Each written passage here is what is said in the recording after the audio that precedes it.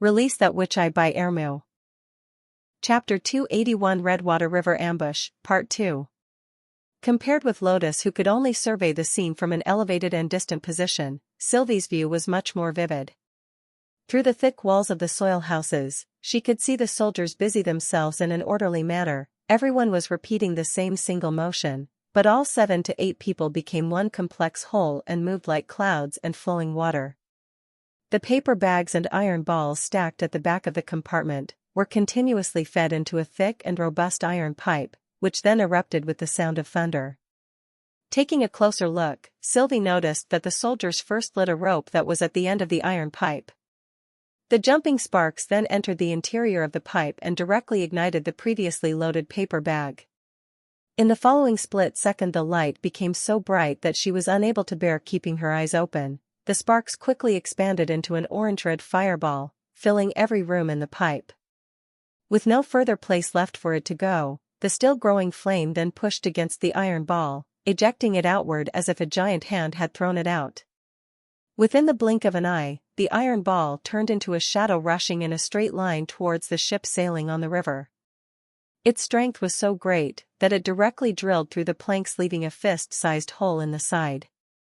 Although its speed slowed down a lot, the iron ball's power could still not be underestimated. When it hit one enemy that was trying to climb out of the cabin, it immediately tore him in two.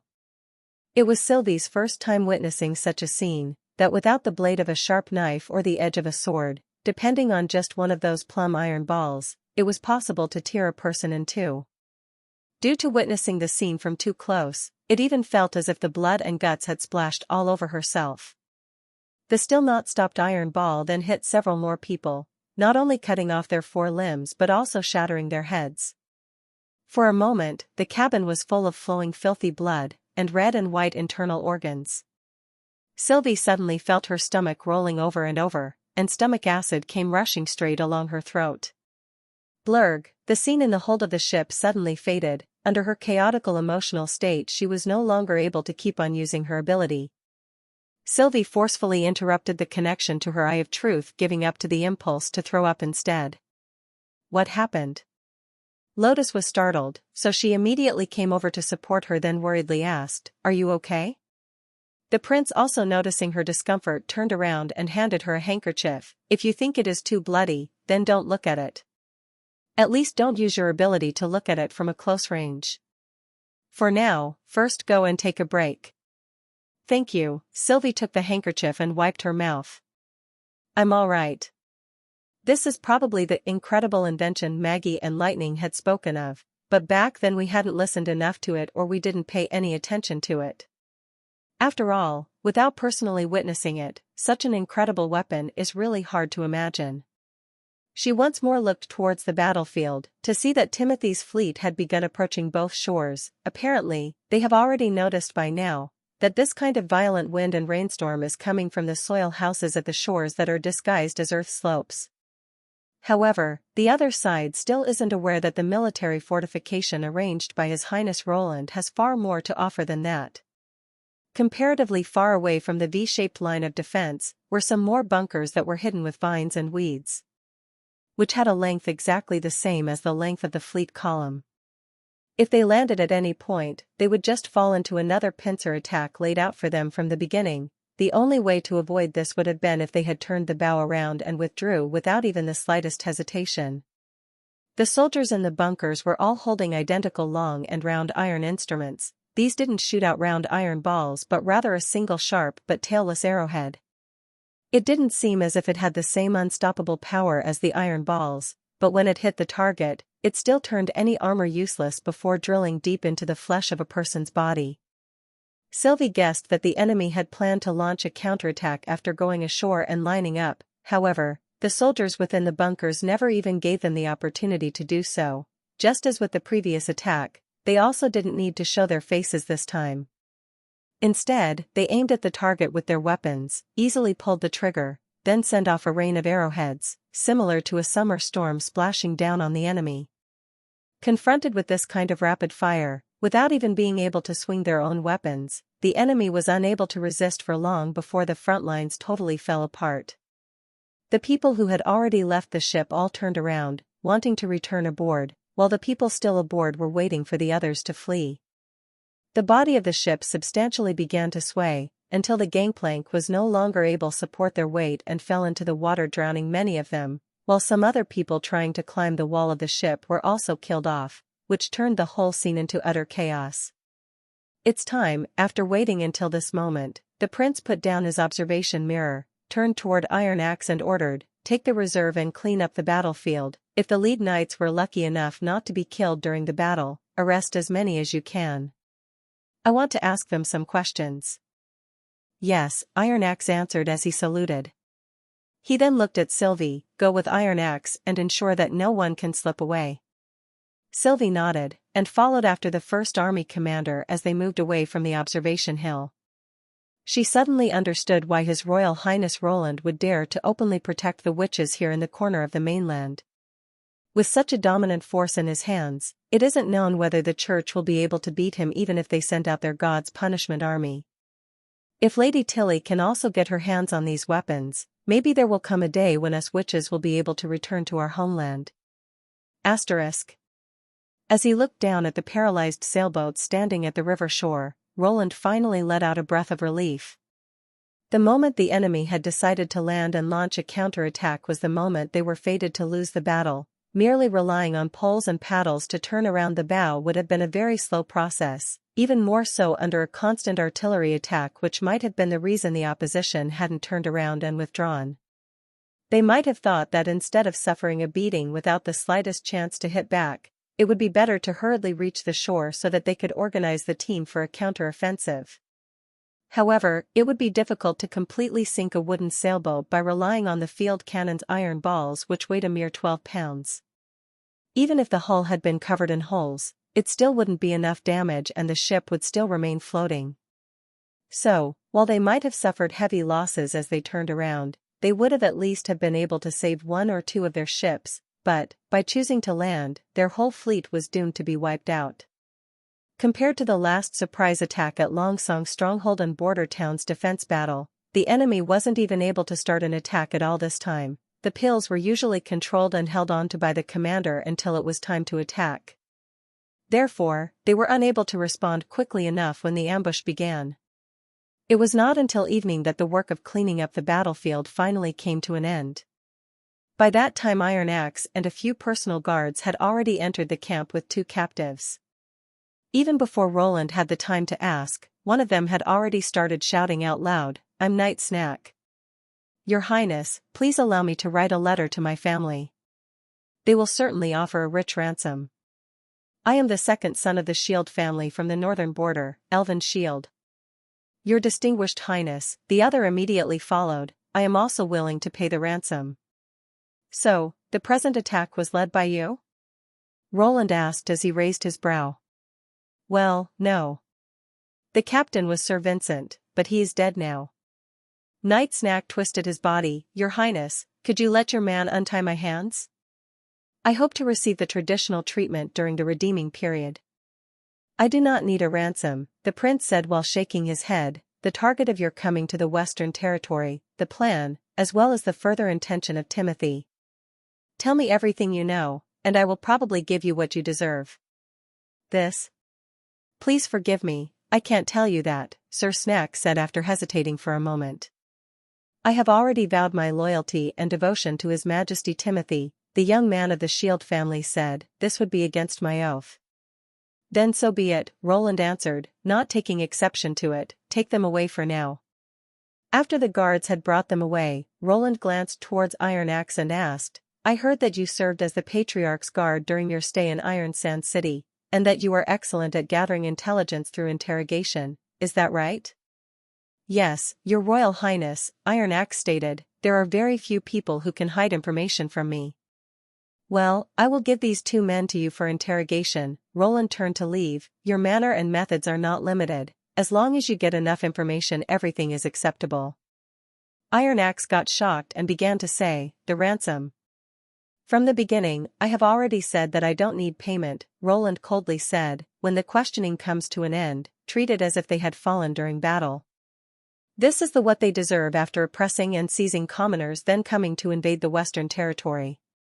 he added within his heart. Chapter 282 Stage. The day after returning to Border Town's castle, Iron Axe brought all the information that he'd been able to gather during the interrogation. These people were only Timothy's advance troops? Roland asked with a frown. That is indeed the case, Your Highness, Iron Axe answered while nodding, just like you have previously guessed. Sending one militia troop after another is Timothy Wimbledon's combat tactic. Apart from the Western Territory, Timothy has also used the same method to deal with Garcia Wimbledon's port of Clearwater. Is the force completely made up out of commoners? Not all of them. Some of those people are also criminals or rats, but most of them are refugees who have been seized from all across the country. He replied, according to the enemy knight, these people have all been pressed into service. First, they got lured with some verbal promises, and then later they had to take those pills. As a result, they have no other choice than to accept being controlled by Timothy. Only in that way will they get further pills to ease their pain and longing. But they do not know that once they swallowed the pill, there is no possibility of treatment. Roland sighed, taking more pills just delays their death. Yes, Your Royal Highness. Timothy didn't inform the people about the side effect of the drugs. Instead, they believed that the new king would fulfill his promises after the war and give them remuneration and a new identity. What is the target of this force? Roland asked. Border Town, Iron Axe quickly replied, according to what they had heard from Knight Vincent who had fallen during battle, they believe that Border Town doesn't possess a city wall, which would make it easier for him to achieve his goal of a war of attrition. He'd expected that with a force of 1,000 drugged militia he would be able to cause about 3,000 casualties, which would be a severe blow for Border Town, but what? Knight Snack confessed that Timothy has also handed them another mission. They were to divide the militia into several small groups intending to attack Border Town in waves. In this way they could ensure their safety while it would also be possible for them to observe your response pattern and combat effectiveness. I think, by now he should already have received the answer to this question, since there was no report from the lead knight who was meant to command the previous attack. This time there will once again be no one returning, the prince said nonchalantly, since the advance army was used as consumables. Did the two knights know anything about the plans of the follow-up troops? Not much, only that its scale would be much larger than that of the previous two attacks. Hearing this, Roland gritted his teeth, and his mind immediately flooded with hatred. Not only are you forcing people into labor, but now you are also sending one wave after another to me as cannon fodder? Even if I'm able to prevail over my enemy without any loss, it will still be a tragic victory. Compared to resisting Timothy's invasion, it was even more important for me to put a stop to this insignificant war. Otherwise, after I finally manage to unify Grey Castle, how long will I have to wait for the population to prosper again? After the arrival of the months of demons, all of the Western Territory land routes between the cities will be sealed off by snow, thus a large armed force won't be able to move even a single step. However, if they try to come over with ships, the whole process would take a very long time. Not to mention the tremendous cost, it is also quite easy to intercept it en route, he said. So, if he still wants to launch another campaign this year, he will have to act before the first snow of winter. And he will have to rake in the population even earlier than that. He would have to completely enlist the militia before winter starts. You intend to? Roland closed his eyes and started to gather his thoughts, then he said. I want to delay this war. Do you want to send him an envoy or a diplomatic letter? I'm afraid that it is unlikely that Timothy Wimbledon will do as you wish. Iron Axe said in a low voice. No, that wouldn't be very useful, Roland said slowly. Ultimately, if I want to dispel all of his thoughts of starting another offensive, I will first have to reduce the population he can enforce. Secondly, I will have to make him realize that a war of attrition would not make any sense, and also implant a fear of what would happen if he ever tries to invade the Western Territory again. Originally I had intended to have Berev spread the news that the Western Territory had opened up new land, and in this way attract those people living outside of the cities, but now it seems that this would have been much too slow, and the measure is also too conservative. If I want to gather those people before Timothy can lay his hands on them, it will have to happen in the same way as the last trip to King City. By taking the initiative to go and recruit them. The most important area is the southern territory, which has been suffering under the constant flames of war, followed by the northern part of the kingdom. I estimate that I will need to dispatch the First Army if I want to carry out this plan. If you merely want to recruit, I believe that a team of 50 people would be enough, Iron Axe suggested without hesitation. After all, we won't operate in the city vicinity, so there will be no need to worry about any confrontation with the enemy. First, let me think of a plan. After I'm done, I'll call you to see me again, Roland nodded. The main force needs to remain inside of Border Town as a defensive measure. Furthermore, the team which will be sent out has to be back before the Months of Demons begins. Furthermore, there is also the issue of whether we have enough gold royals and food. A more active attraction policy will naturally pull in more people, but at the same time, it will also increase the costs.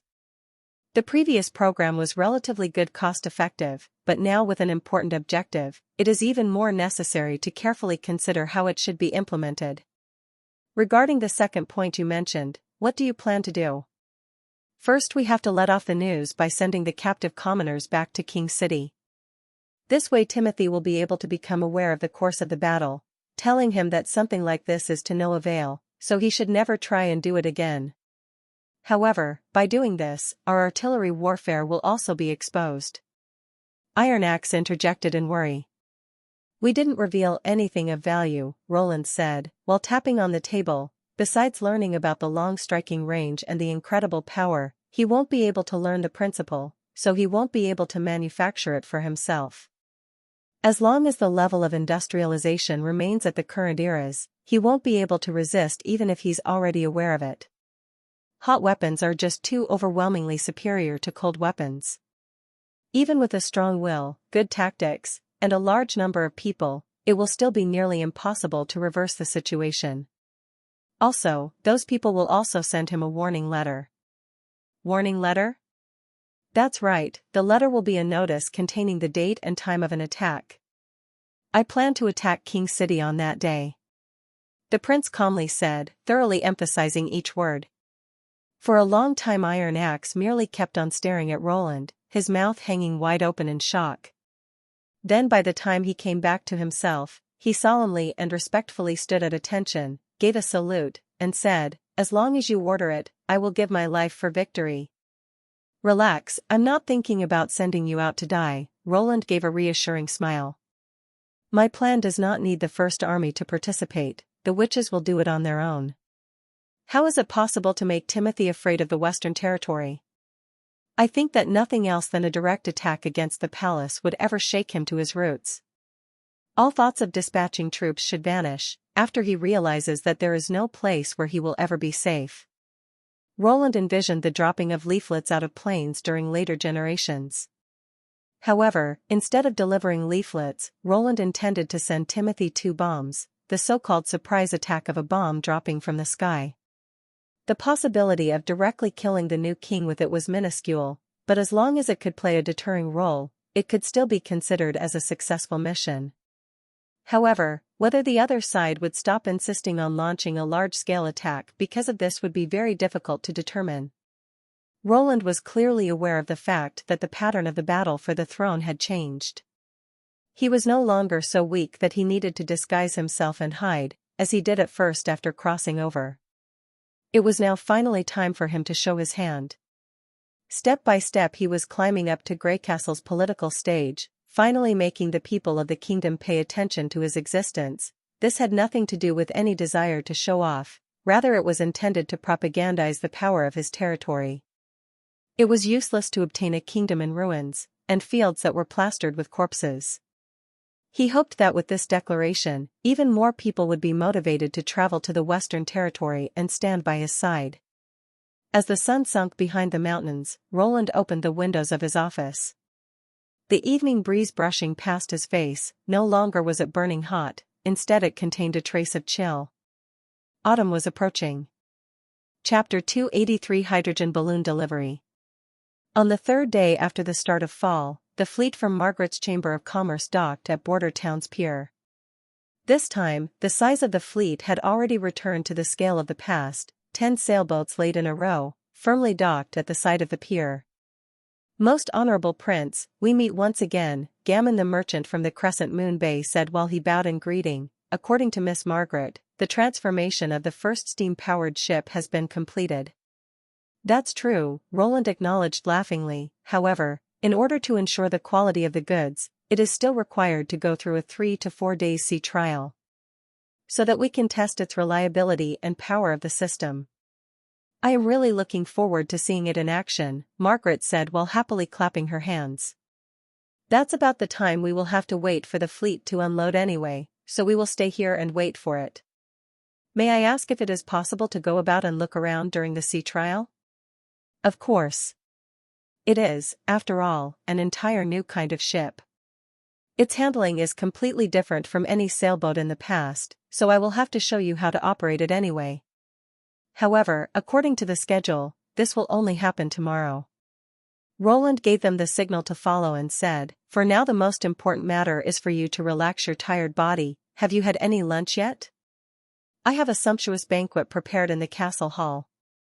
Every time we come to visit you here, there is a very satisfying meal for us to enjoy." Margaret covered her smile and confessed, "By now I am really hungry, and my stomach is already crying out loud. Those wheat cakes and pieces of dried meat are as hard as stones, and also very difficult to swallow." During this era, there was still not any reliable food-preserving technology, therefore, if it was called dry food it would be very dry and hard, which inevitably had made Roland think of canned food. When the light industry was fully developed, manufacturing all kinds of delicious and convenient canned food which was suitable for long-distance traveling and sailing merchants would absolutely be the best choice. When the feast came to an end, Hogg patted his belly with a satisfied smile on his face and said, "This bowl of mushroom soup made me unable to stop my tongue from swallowing. I also seem to have tasted some seafood. It also had the flavor of stewed chicken and pig bones. The skills of your court chef is truly quite excellent. I much prefer the dessert that was served after the dinner, which is called ice cream, correct?" Margaret said. "I'm guessing that you made it out of milk and honey, then froze it using saltpeter into its current state of crystalline ice. You also have to add some butter and egg white. Otherwise, you won't be able to get the soft and waxy texture," Roland added. "How much saltpeter is there this time?" "Still only one vessel," the businesswoman shook her head. "The Alchemist Association is still wantonly purchasing saltpeter. The Imperial Prime Minister even sent out the patrol to help plunder the saltpeter fields. Even though that group is carrying the mighty name of Sage, there is still no difference between them and a gang of robbers. This one ship of saltpeter also came from Redwater City." "So, this month's goods are for the largest part washing stones?" "That's right." Hogg drained the cup of white spirit in one gulp and then poured himself another before saying, "Although the amount may be a little too much this time, it is still deeply engraved within my heart that you told me to get as many as possible last time. In addition to washing stones, there are also the best iron ingots and lead ingots. Recently, apart from you here, there are very few cities and towns which need this stuff." He sighed. "The mining business is getting worse and worse." This is the effect brought on by the Civil War, Roland thought to himself. The purchasing power is progressively declining in all parts of the country. In case that this continues for the next 2 to 3 years, the food price will go up tremendous and there will be starving people everywhere. "Oh, that's right. What kind of problems have recently occurred in the Western Territory?" Margaret suddenly asked. "What happened? When the fleet was on its way to Border Town, we met a lot of, well," she paused for a moment, considering the words she should use, "a lot of floating corpses. They were dressed in rags and were mushy from rotting. Furthermore, there were so many of them floating that they covered the whole river channel from one side to the other. Apart from the corpse, there were also some broken planks and ropes that were floating on the water surface. It looked as if a ship had hit a reef, sunk, and thus ceased to exist.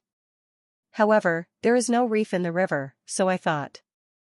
Well, those were the remains of Timothy's fleet which he used to try and invade the Western Territory with." Roland put on a look of indignation, and told the story of the fight a week ago.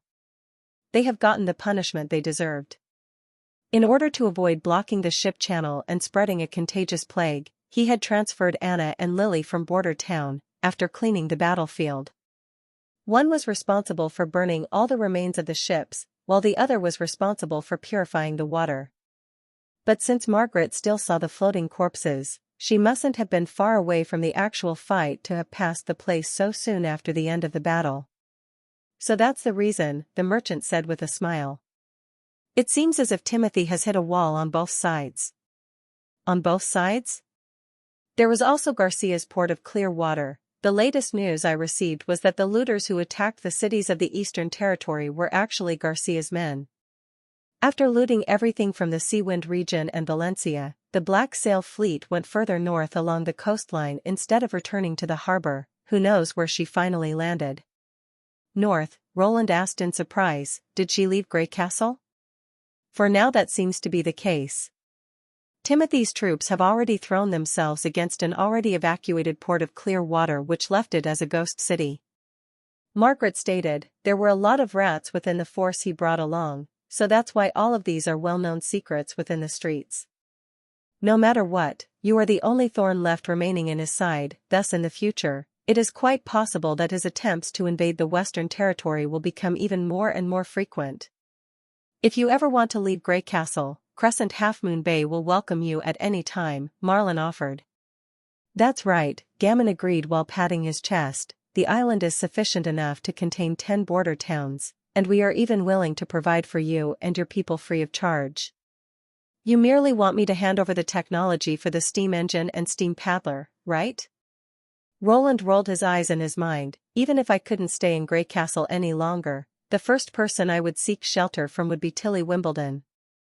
On the surface, however, he still smiled and replied, all right, if such a day ever come about. Oh, by the way, he turned towards Margaret, last time you placed an order for the investigation balloon, I've already succeeded to fabricate 2. So fast? The latter was pleasantly surprised. Can you take me to see it? Of course, please, come with me, Roland said and then got up to leave. Arriving at the castle backyard, they saw an already completely inflated hydrogen balloon. The balloon had a water-drop-like shape, it was wide at the top, and narrow at the bottom. It had a diameter of 5 meters at the top, and in accordance with the size of the test sample, it could carry 1 grown man and lift off. The air sac and ropes were coated with a sky-like camouflage, so if that were paired with the observer also wearing camouflage, it would reduce the chance of it being detected to the minimum. It doesn't seem to be the same as the balloon we rode on last time, right? Margaret carefully sized up the new product. That's because you can use it even without witches. Roland cleared his throat and then began to introduce how to use the investigation balloon. At the end of the air sac is a movable valve, through which gas can enter and come out of. It is precisely this alchemical gas filling which allows the balloon rise up and fly. The inflation method is very simple. As long as the matching hose and gas tank are connected, you merely have to open the valve on both ends. After finishing the verbal exploration, he went through the demonstration of the deflation and inflation process in front of everyone. How many bottles are needed to fill a balloon? Margaret quickly caught the key point. 5 bottles or 6 bottles? This question made Roland slightly embarrassed. Definitely no more than 7 bottles. The main reason for the variation laid in the problem, that the density of the diluted sulfuric acid which was necessary to produce hydrogen in the bottle is hard to control. It would be a waste of valuable human resources to first purify the sulfuric acid to 98% only to later dilute it with water again.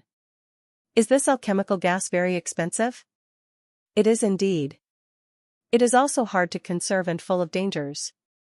That is, when it is carelessly handled. Roland coughed twice. Therefore, you can only store the gas tanks for a year at most, and it should neither be knocked over, disassembled or burned. Otherwise, it could have serious consequences.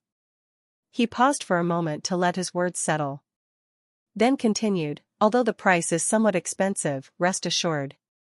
When purchasing the investigation balloon for the first time, the first batch of gas tanks ordered from Border Town will be free of charge. In addition, you can also get an extra set of sky camouflaged investigator clothes. Chapter 284 Companion. It was only after the fleet had departed that Roland could finally breathe out in relief. Finally, the treasury is filled up once again. A total of 8 steam engines were handed over to the 3 merchant guilds. From those 8, 3 had been produced by Factory No. 2, which was set up with the assistance of the Crescent Moon Bay Caravan. Roland had to acknowledge that regarding the artisans from the fjords, no matter if it was their innate skills or their capacity to learn, all were far higher than that of border towns' miners or blacksmiths. After grasping the operating procedure of the machines, their passing rate for finished products immediately began rising. Perhaps after another 2 more months, the production capacity of Factory No. 2 will have caught up to that of Factory No. 1. Fortunately, according to the signed contract, the income from the sale of those machines would entirely be owned by Roland. In addition, he has also received a new purchasing order for the hydrogen balloon from the Crescent Moon Bay Caravan. Marlin had been especially interested in this greatly the vision-expanding thing.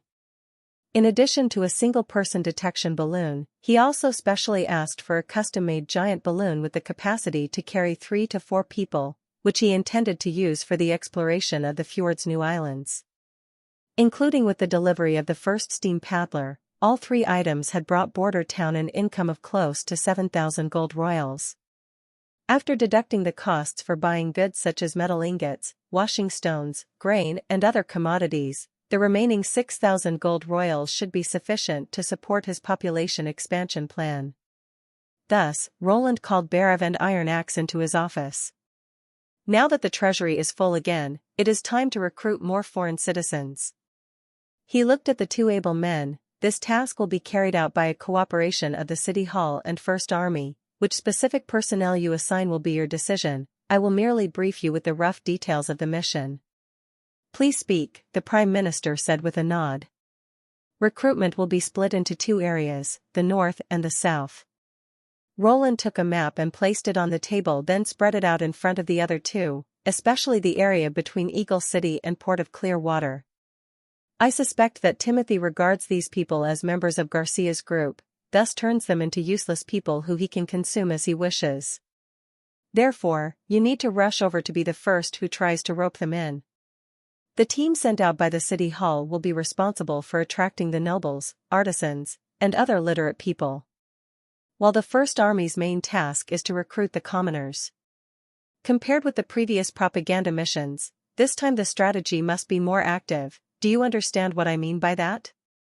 Iron Axe hesitated a moment and then asked uncertainly, you mean, dragging along by force? Kiki, such a method isn't necessary. Roland coughed twice. The Sand People's style was really straightforward and cruel, for example by giving away food for free, taking the initiative to convince them using advance payment of living expenses, etc. He turned his view to Berev. You should be very clear about this kind of stuff. Of course, Your Royal Highness, previously as a cabinet minister I have aided the patrol to suppress or pacify riots of refugees several times, the latter said. This request is quite simple, sometimes it's already enough to merely feed them until they are full. Therefore, there is no need to use money to rope them in, don't even start talking about remuneration with them. If the conditions seem too generous, they will become suspicious. However, the arrogant aristocrats will prove troublesome. Although they are currently hard-pressed for money and no longer so well off, they are still experienced and knowledgeable, so their demands will also be higher. It's unlikely that they will go on a long-distance trek simply to receive a steamed bun. To lure them it's required that we coerce them with money and promises. Roland clapped twice. It is a pity that there are so many responsibilities for you here in Border Town that you can't go out in person. Otherwise, the success of this mission would be guaranteed. Please rest assured, Your Royal Highness, I shall dispatch the disciple whom I'm the most pleased with, Berev said with a smile, to establish Border Town as a city next year. It'd be nice if both sides of the Redwater River could be covered with houses. It's possible that such a day will come. After the 2 men asked for leave, Roland leaned back against his chair to rest for a short period. He decided to go to the yard at the north slope to see Anna.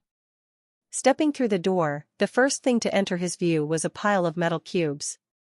Roland picked up one piece and held it in his hand. They were basically all of the same size, about 5 centimeters long and wide. The surface wasn't smooth at all.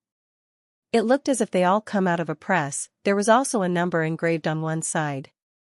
For example, On top of the piece in his hand was written the number 256. How was it? Were you able to discover any better one?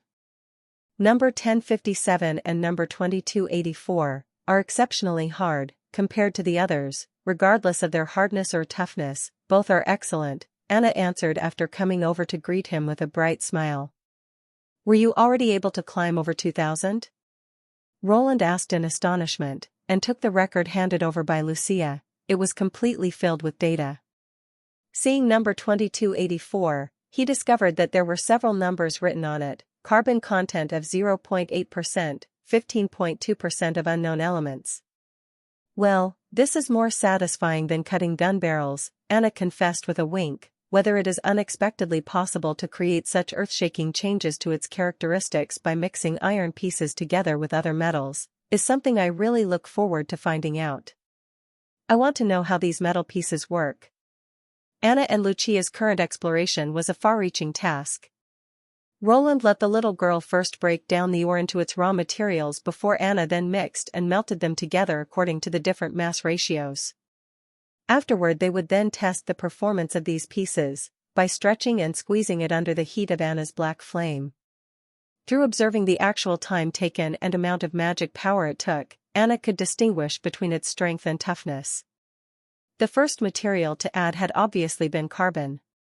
Even though Roland knew that the essence of steel was a type of iron and carbon alloy, with too much carbon it would become pig iron, and without any carbon it was pure iron. When the carbon content was within a certain range would turn into steel, etc. However, even with just a small fluctuation it could already greatly change the metal's properties, so the first thing they needed to measure would be the size of that range. Within the history records he had seen, before 1500 they had only used mixtures made out of pure iron and carbon for smelting, but after 1500 they began adding new elements on top of a steel foundation. Roland thoroughly understood that every additional element in the sequence could potentially increase the results many times over, which would turn into a very long process. Therefore, he only allowed Anna to advance her exploration if she had finished all the important manufacturing tasks. He encouraged the two witches with a few words, then sat to the side, quietly enjoying the rear view of the busy Anna. After entering autumn, the sun was still shining brightly, but it was already no longer as cruelly hot as during the last month of summer. Instead, his body now felt nice and warm, and a long-lost feeling of calmness spread throughout his heart. He didn't know how much time had passed, but the yard gradually quieted down. He felt a soft hand being placed on his forehead when he narrowly opened his eyes. He saw that Lucia had already disappeared and that Anna was sitting in front of him. "You have something you want to say to me?" "It was your eyes which told me," she said while leaning forward, letting her hair fall down naturally, resembling strands of translucent gold silk. Roland hesitated, but then shook his head and helplessly replied, "I'm just a little confused." He told her about his population expansion plan before continuing. "Compared with my original intention of free choice, now in order to seize time, I have to use a combination of half luring and half forcing. Although I'm doing this to avoid Timothy pressing them into his army to die under the eroding effect of the pills. However, if I think seriously about this, my way of handling things isn't that different from his. The only difference would be the purpose." "Can't you explain your purpose to them?" she asked softly. "But I know what you want to say." Anna covered the prince's mouth. "You are worried that they won't appreciate your act of kindness. Furthermore, you also can't guarantee that your objective will forever stay so proper in the future, being misunderstood because you used the wrong method while trying to achieve a good goal, or using the right methods but committing an irrevocable mistake. In the end, you do not know if it is more important for you to use the correct method or to hold on to the right objective. Am I right?" "Be at ease," Anna immediately answered her own question, not even giving him the chance to say anything. She put her hands on his cheeks, softly whispering into his ear, "I'm here. I'll always make sure that you look good." Chapter 285 Answer. Sleeping Island's living environment became better by the day. The further Tilly rose into the air, the more she could see of the coming and going crowd and the bustling market. This place was no longer the secluded place where 300 witches had all been living in isolation. Through negotiations and agreements, some of the fjord's islands like Crescent Moon Bay, Twin Dragon Island, Sunset Port and Shallow Water Town had all established trading routes with Sleeping Island. Even going so far that some ordinary people from overcrowded island villages had decided to settle down on Sleeping Island. Although they were currently living in the outer region of the island, far apart from the witches, Tilly believed that there would come a day where Sleeping Island would become one big city. The fusion was a slow-moving process, but it left one brimming with expectation to see the result. The best news, however, was that no matter if the witches were living on other islands or were already locals when they awakened, they would all become members of Sleeping Island. Which meant that Tilly and her migrants would be able to regularly obtain new supporters. "Come down, the wind is rising," Ashes shouted from below, "and be careful not to fall." "I'm fine." Tilly waved her hand. But all of a sudden, her body dropped down. Only after falling a short distance was she able to stabilize herself again. "Oh, it is still a bit hard for me to control." "I knew that your control isn't good enough to fly so high." Ashes stamped with her foot. "Next time you will only fly at a lower height or go over to the sea. If you don't come down immediately, I will climb up the roof and catch you myself." All right, I got it." Tilly indeed felt the wind growing stronger and stronger. So she decided to no longer to show off or try to be brave, instead gathering her magic and releasing it so as to slowly land in the garden. "Next time, if you want to do something like this, call Molly first." Ash's eyes were wide open as she reprimanded her. "At least her magic servant could catch you if you were to fall. As long as I keep up the magic supply, it is impossible to fall. The worst that could happen is that I couldn't control the direction." She took the glove with the blue magic stone off and handed it to Ashes. "You also have to try it, next. The feeling of flying is simply incredible. When you overlook Sleeping Island from up high in the sky, it will feel as if the whole world has become something entirely new." "I'd rather not," Ashes waved dismissively. "From the beginning, I have always been unable to activate the lightning magic stone, so don't even mention continuously providing the stone with magic. Furthermore, there is also only one. Even if I'm able to grasp the control skill, there is no way for me to fly with you." "Then let it be," Tilly regrettably said, taking the gloves back. "I always believed that if we could figure out the principle behind it, there is the possibility that we can manufacture similar magic stones." "Do you think those stones are man-made?" "Without a doubt," she nodded without hesitation. "No matter if it is their polished exterior appearance or their particular applications, it is unlikely that those stones were formed naturally.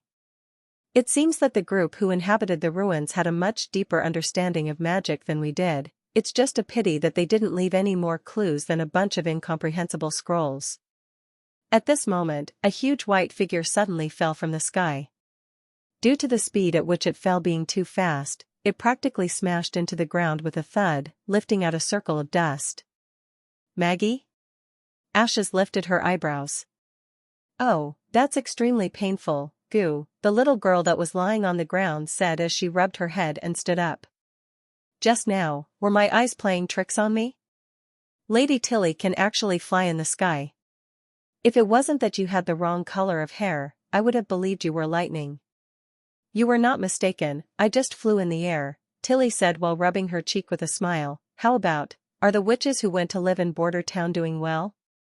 "All fine, Goo. They asked me to deliver a letter to you," Maggie said, flipping her bag over to find some letters. "This is Lotus's, this is Evelyn's, and this one is from His Highness." For a moment, Tilly could only stare dumbfounded when she saw the 1.5 finger thick letter which had been sent by the prince. It was wrapped so tightly that it resembled a parcel more than it did a letter.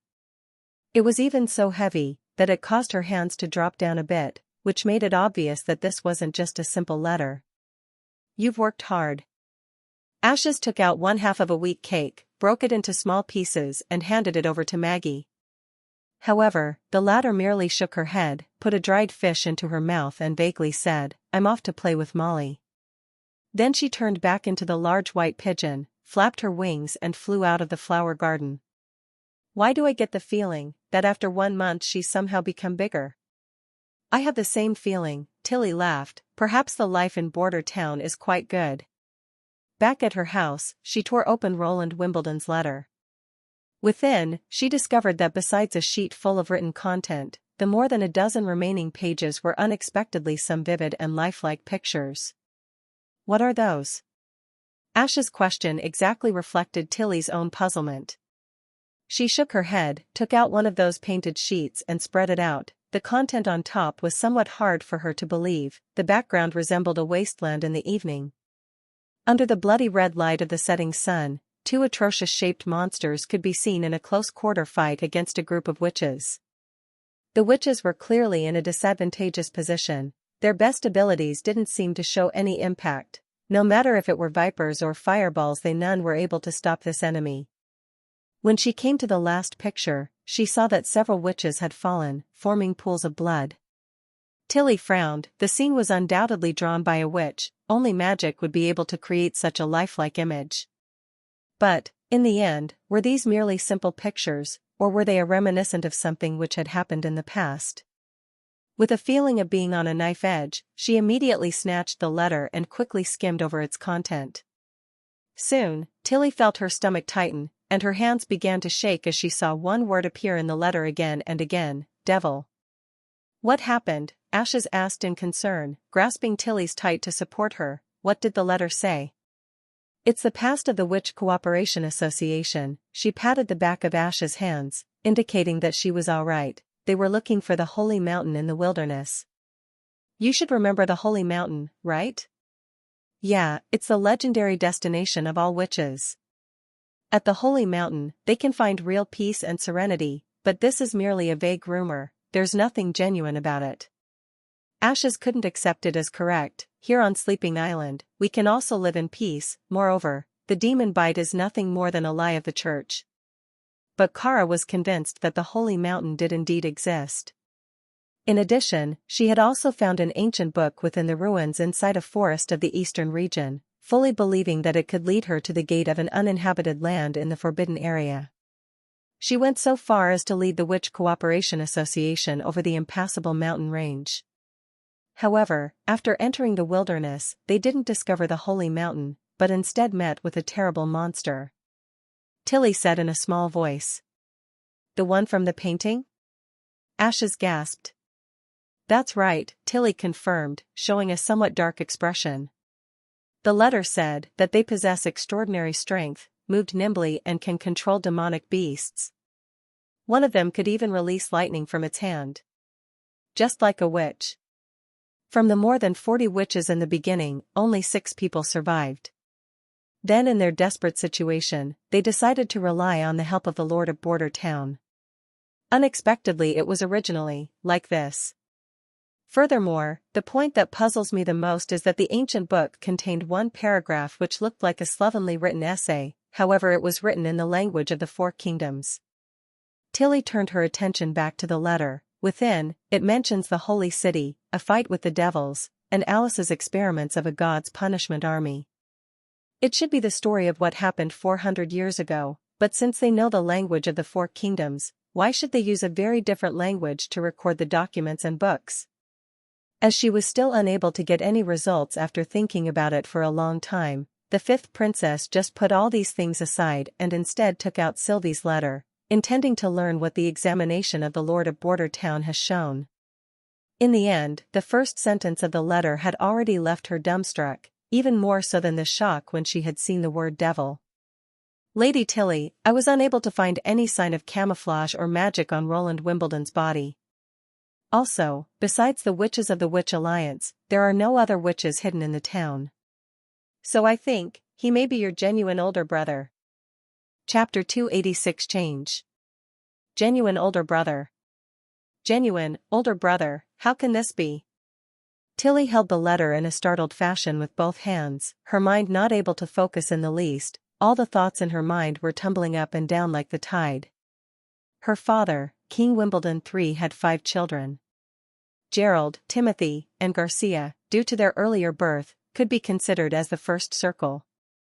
By the time Roland had been born, the previous youngest Garcia was already 6 years old and would naturally not take him along to play with her. By this reasoning, she and Roland should have formed another circle, but this hadn't been the case. Her brother was always yearning for their two elder brothers' approval, and tried to integrate into their circle, but the only result was that they would often bully him. In the end, this caused Roland's character to become twisted and irritable. Of course, he never dared to release his anger at Gerald or the others, and instead had come to vent his anger on her. For example, he had once tried to persuade her to steal father's crown with him, and when he was met with rejection, he inevitably flew into a rage out of humiliation and began insulting her. It would sometimes even go so far that they exchanged blows. Later, when their father found out about this, Roland had been taught a ferocious lesson. After this incident, however, he restrained himself a lot, but his bad habit of threatening her in all different kinds of ways was still as strong as before. At that time, she had still been unable to understand these matters, but in retrospection, Tilly only felt that it was rather ridiculous and childish. The year she became 10 years old, she discovered some cut-in-half earthworms had been placed into her favorite shoes. It finally became unbearable for her, and so she finally decided to fight back. She called Roland to come over, and as he opened his mouth to threaten her once more, she directly threw one of those earthworms into it. Ever since then, he'd never dared to provoke her again, and she in turn, had stopped talking to him. After becoming an adult, Roland still hadn't changed. Instead, it had even become more severe. She often heard about his dandy deeds, and among the nobles, he was always referred as being violent, mean, and without any learning or skills. To sum it up, he was the worst image of a noble among all nobles. Except for his identity as a member of the royal family, he had nothing at all. Regarding this evaluation, Tilly fully agreed with it. Furthermore, she also knew that the reason he had the outward appearance of being violent and irritable was because he was doing everything to cover his greatest weakness, being timid and afraid. However, can such a person unexpectedly stand up and side with us witches? Giving asylum to a group who are known as the devil's minions, in the end even becoming an enemy of the church without any hesitation? For a moment, Tilly didn't know what to say. Tilly? Only after Ashes had shaken her 2 times was she finally able to come back to herself. I'm all right, everything is just a little hard to believe. She shook her head. Sylvie said that the Lord of Border Town is very probably the real Roland Wimbledon and not a puppet controlled by a witch or replacement. Oh, that stupid one who tried to grope me in vain, Kiki, that animal? Ashes coughed twice. After not meeting for a year, he truly changed astonishingly. Apart from his appearance and impression, which were still almost the same, I felt like I met someone completely different. Can you speak a bit more clearly? Ashes crooked her head and thought for a long time before she found the right words. I think the biggest difference was that he appeared to be cleaner. Clean? No matter if it was his style of dressing, or the feeling he gave to other people. None of it resembled a noble. He didn't wear any ornament, no matter if it was gold or jewels, there weren't any on him. Ashes recalled, even his clothes were all utterly of common style. They seemed to be relatively simple, without lace, added decoration or golden threads. If not for his hair color, which was too eye-catching, there was almost no difference between him or a commoner, and, yet, at the same time, he didn't seem to be an ordinary person. He resembled a nobleman? Tilly asked. No, not like a nobleman. Ashes curled her lips. Those aristocrats are unclean. Not like a pool of stagnant water, but unclean like the muddy silt underneath the pool of stagnant water. As for him, I'm unable to come up with a precise description. In short, he let people feel good. It's quite difficult to believe that you can say something like this. I merely want to answer your question seriously, nothing more. Tilly breathed out deeply. It seems that brother has changed quite a lot, but in the end, what might have led to his transformation? Or is it because of a reason he himself isn't aware of, and thus, unconsciously caused him to change into such a different person? The 5th princess suddenly remembered the content of Roland's first letter. Therefore, I have to destroy the entire church, and turn their statement that the witches are the devil's messenger into dust. However, rescuing the people from their ignorance and stupidity will be a long and slow process. For this, I will need even more help from you. Concerning what would lead to this decision, what caused me to no longer be as indifferent to everything as in the past, are all trivialities that can slowly be elaborated on when we have the time. The ability to express oneself in a letter is limited, so I won't say any more than necessary. Perhaps only by meeting him in person will I be able to discover the real cause. To regain her train of thought, Tilly turned her sight back to the letter. The latter half reported on what Sylvie had seen and heard during her stay in Border Town. Originally Roland had chosen her for the purpose of verifying the natural mineral resources in the North Slope mine. However, in the end, they had instead discovered an enormous amount of God's stones of retaliation. It turns out that the stones with the ability to suppress a witch's ability comes out of the ground, just like any other mineral. So, in conclusion, the new holy city at Hermes must also be in control of such a vein, which allows the church to continue to produce the God stone of retaliation. Once again further down, she came across another piece of news which attracted her attention. That he possessed a type of weapon which could release iron balls and arrowheads from an iron tube, which contained a great deal of power, and was accompanied by a deafening roar.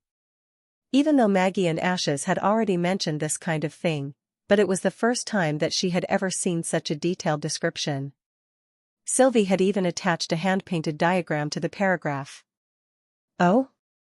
As it turns out, that thing which caused my injuries looked the same. Ashes, reading the letter by looking over Tilly's shoulder, remarked.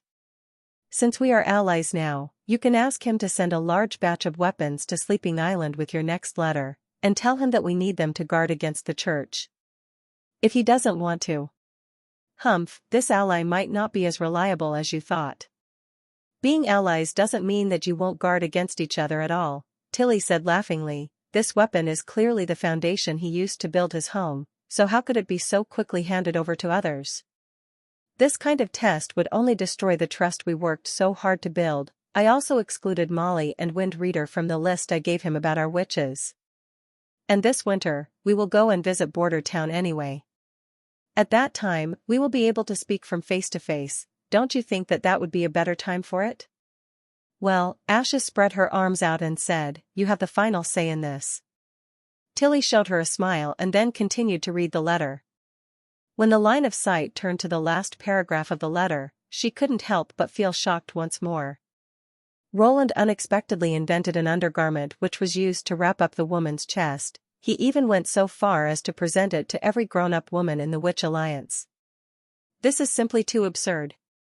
It is known to send personal clothes as a present, but only between lovers. How could he? Hold on.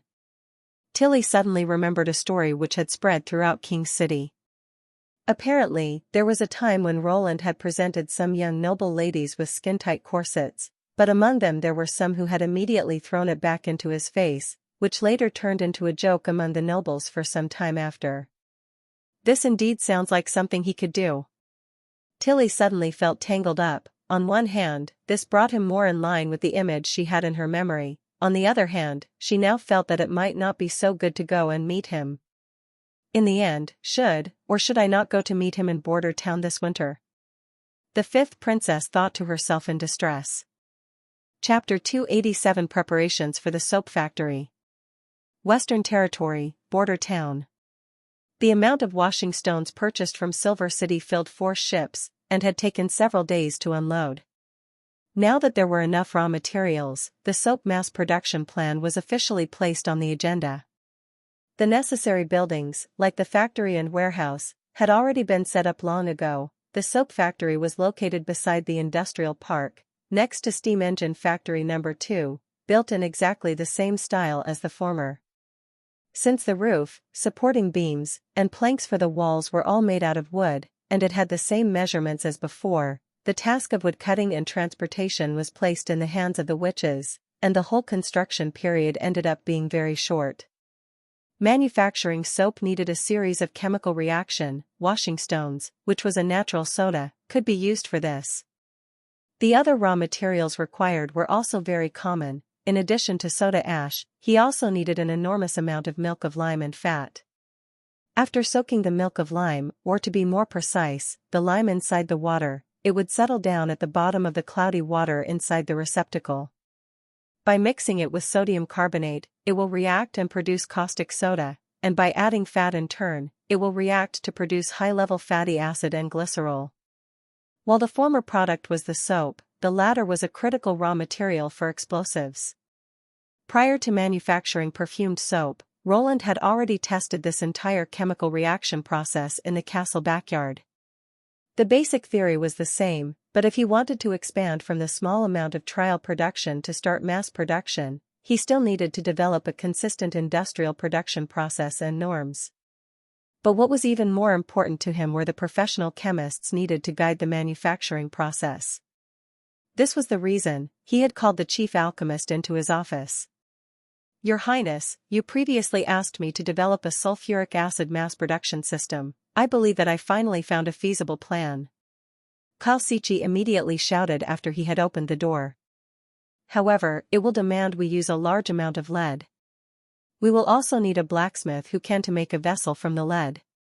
I heard that some of your witches could accurately cut metal. One of them made those lumps of steel which make those rumbling and banging noises. Is it possible that I—" "Of course, just give me a report with the shape and size of the vessel you require, and I will instruct the Witch Alliance to make it."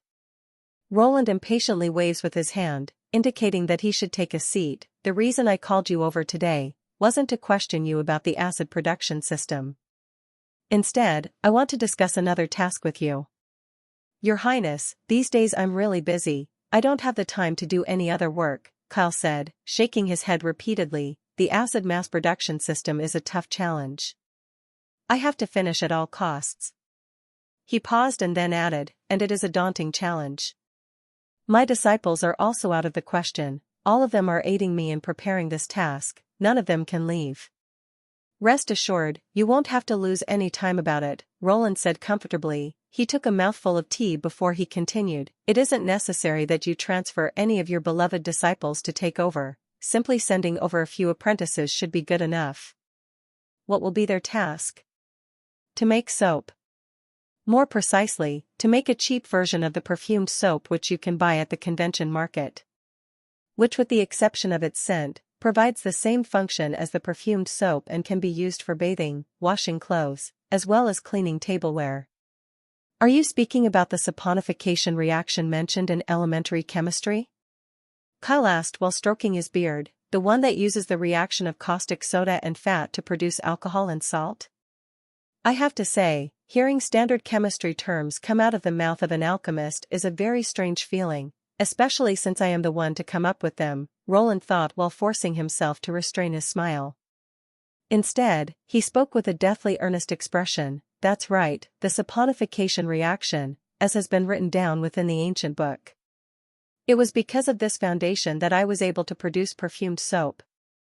"In that case, what do you need me to do?" "If it is not very important, I suggest we shift the production to a later date. After all, even if your subjects are unable to take a shower for several days, it won't cause any problems. It should be good enough if they just soak their clothes, meal plates, and other such things directly in the river." "It's crucial," the prince said slowly, stressing each word. "To say it more clearly, making soap is unimportant.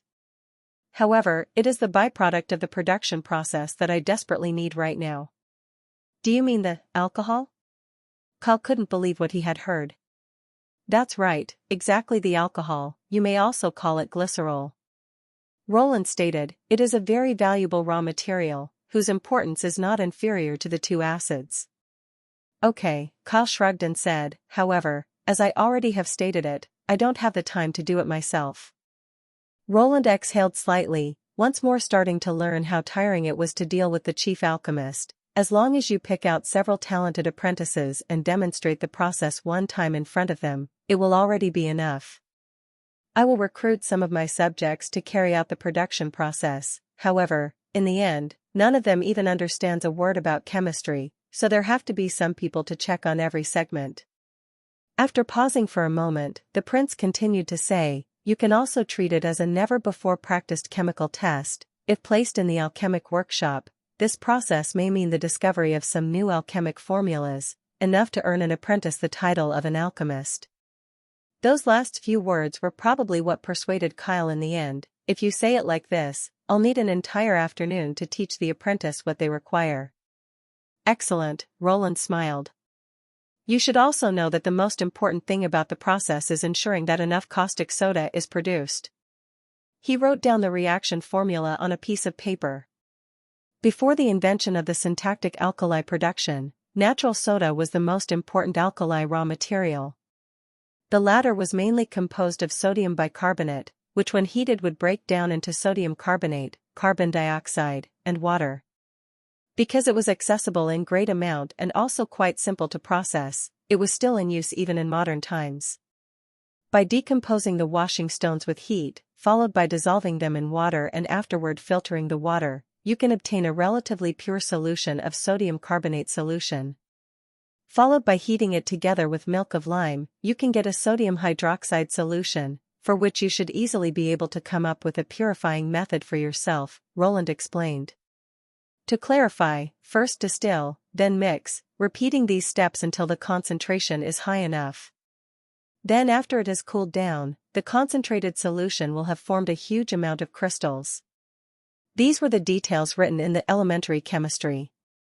Since those two alkalis had several nicknames, such as caustic soda, lye, soda ash, sodium hyposulfite, sodium thiosulfate, soda crystals, etc., it was incredibly easy to get them mixed up, which made it an important subject of a knowledge test.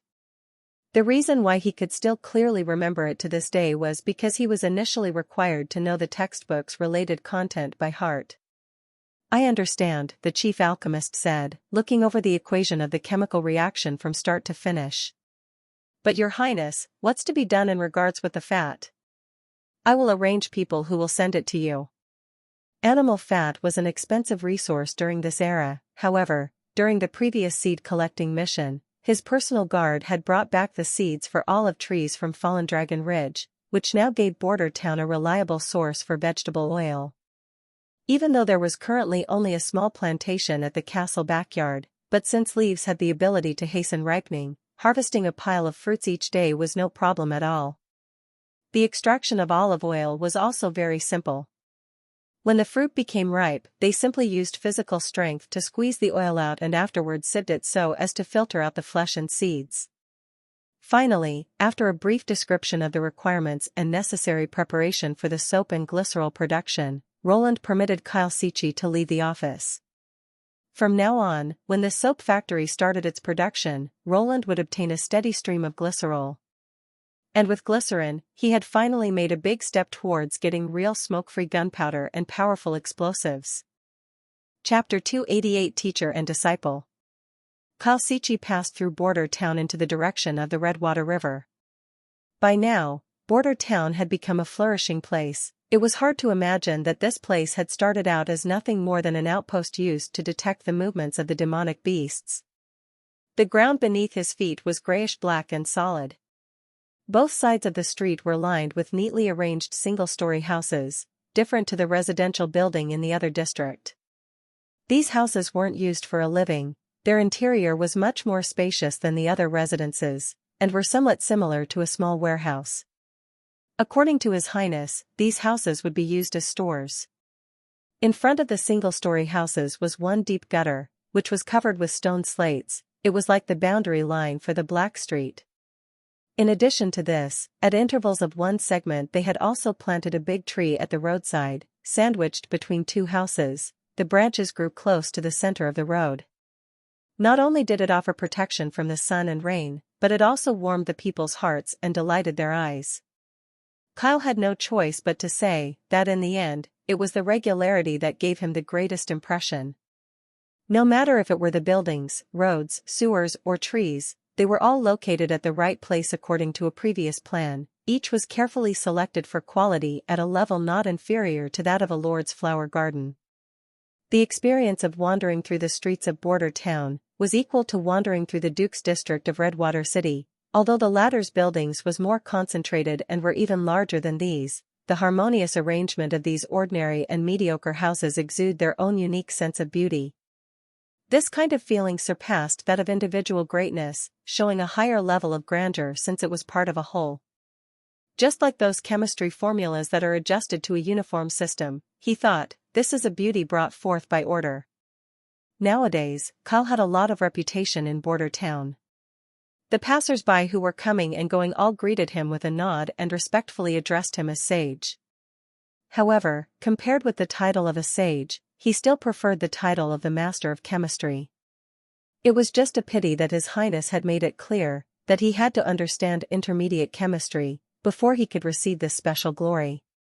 Walking away from the central district, Kyle could see the Redwater River flowing along the western edge of Border Town. The laboratory that were situated at the riverside had already increased to 4 buildings, however, because of their lack of workforce, the last 2 were temporarily idle. Kyle was prepared to immediately call for his apprentice to complete His Highness' mission but was stopped by a soldier wearing the uniform of the First Army. "Your Excellency Sichi, a sailboat arrived at the docks with more than 50 civilians," the soldiers said after giving a salute. "Due to the number of people being too large and because they also aren't merchants, a squadron of the garrison decided to stop them at the docks.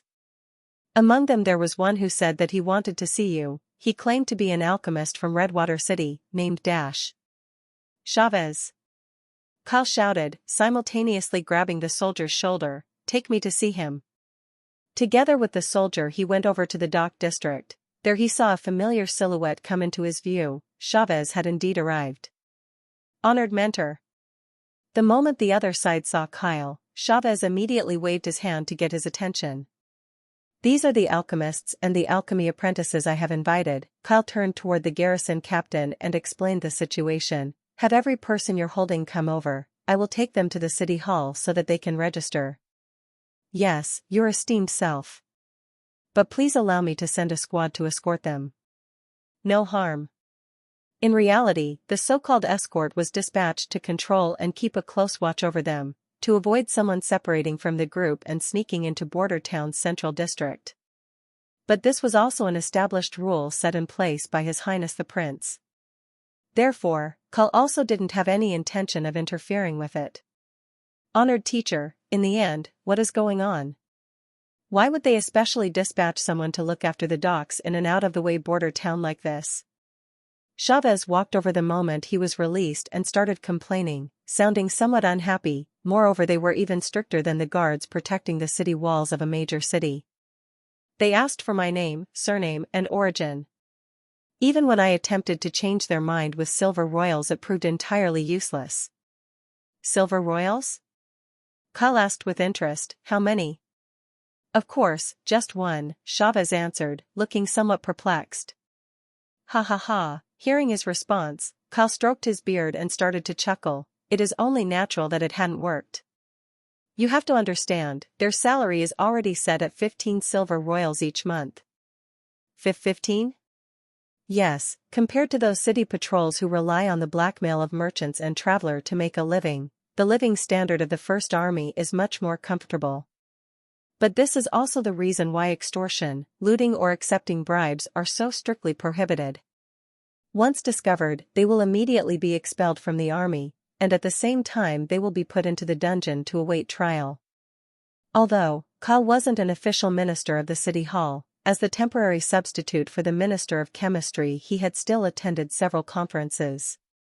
Thus, he came to have a precise understanding of these upper layers of policy.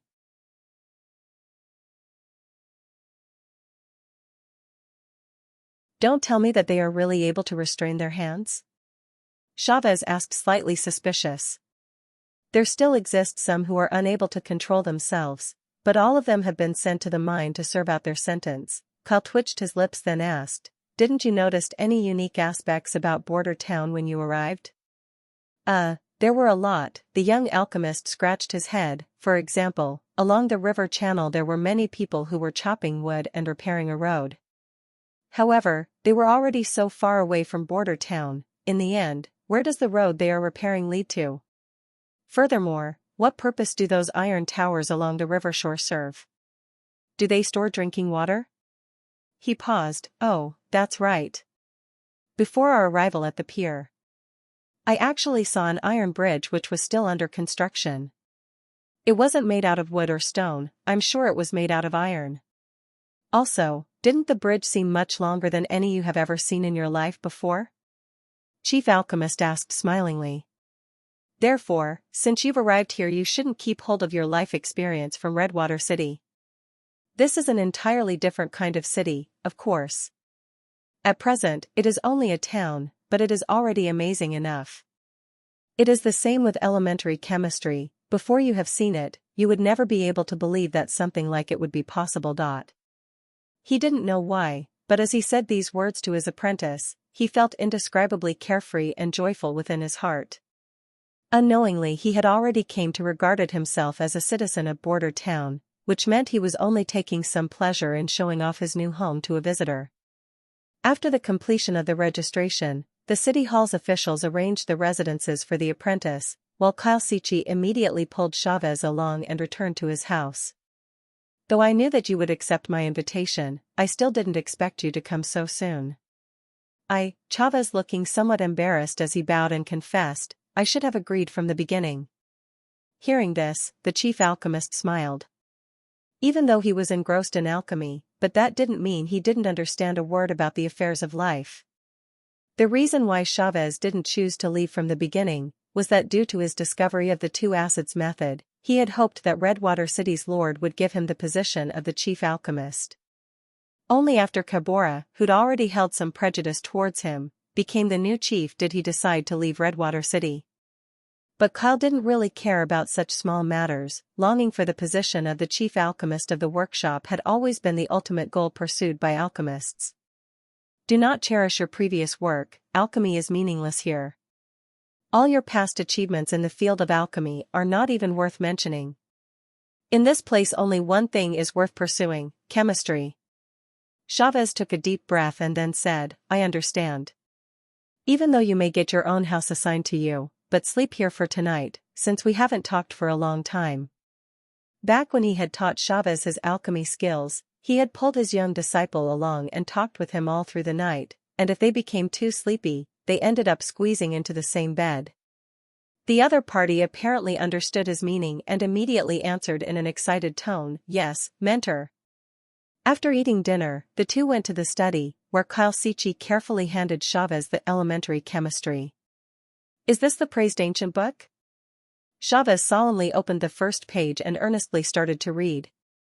Kyle stood to the side, he was there in case Chavez came across some points he couldn't understand. Looking at this scene, it seemed as if they had stepped back some years. The other party was being taught by him once again.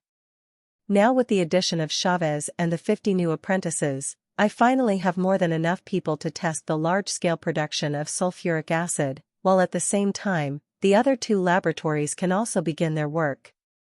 But the most important part of this is that I have fulfilled His Highness' task, and now it's up to him to fulfill his promise and to give me the book on intermediate chemistry, Kyle proudly thought. Chapter 289 West of the Western Border. Lightning, in charge of her own adventure equipment, checked it over once more. Flint and tinder, bandages, daggers, maps, as well as a bag full of rations stuffed with dried beef. What about you? She looked at Maggie, check it again. Goo. Maggie put her hand into her bag. This cloth was usually hidden in her fluffy hair. In the end, it was hard to determine just how many things she could actually put into it.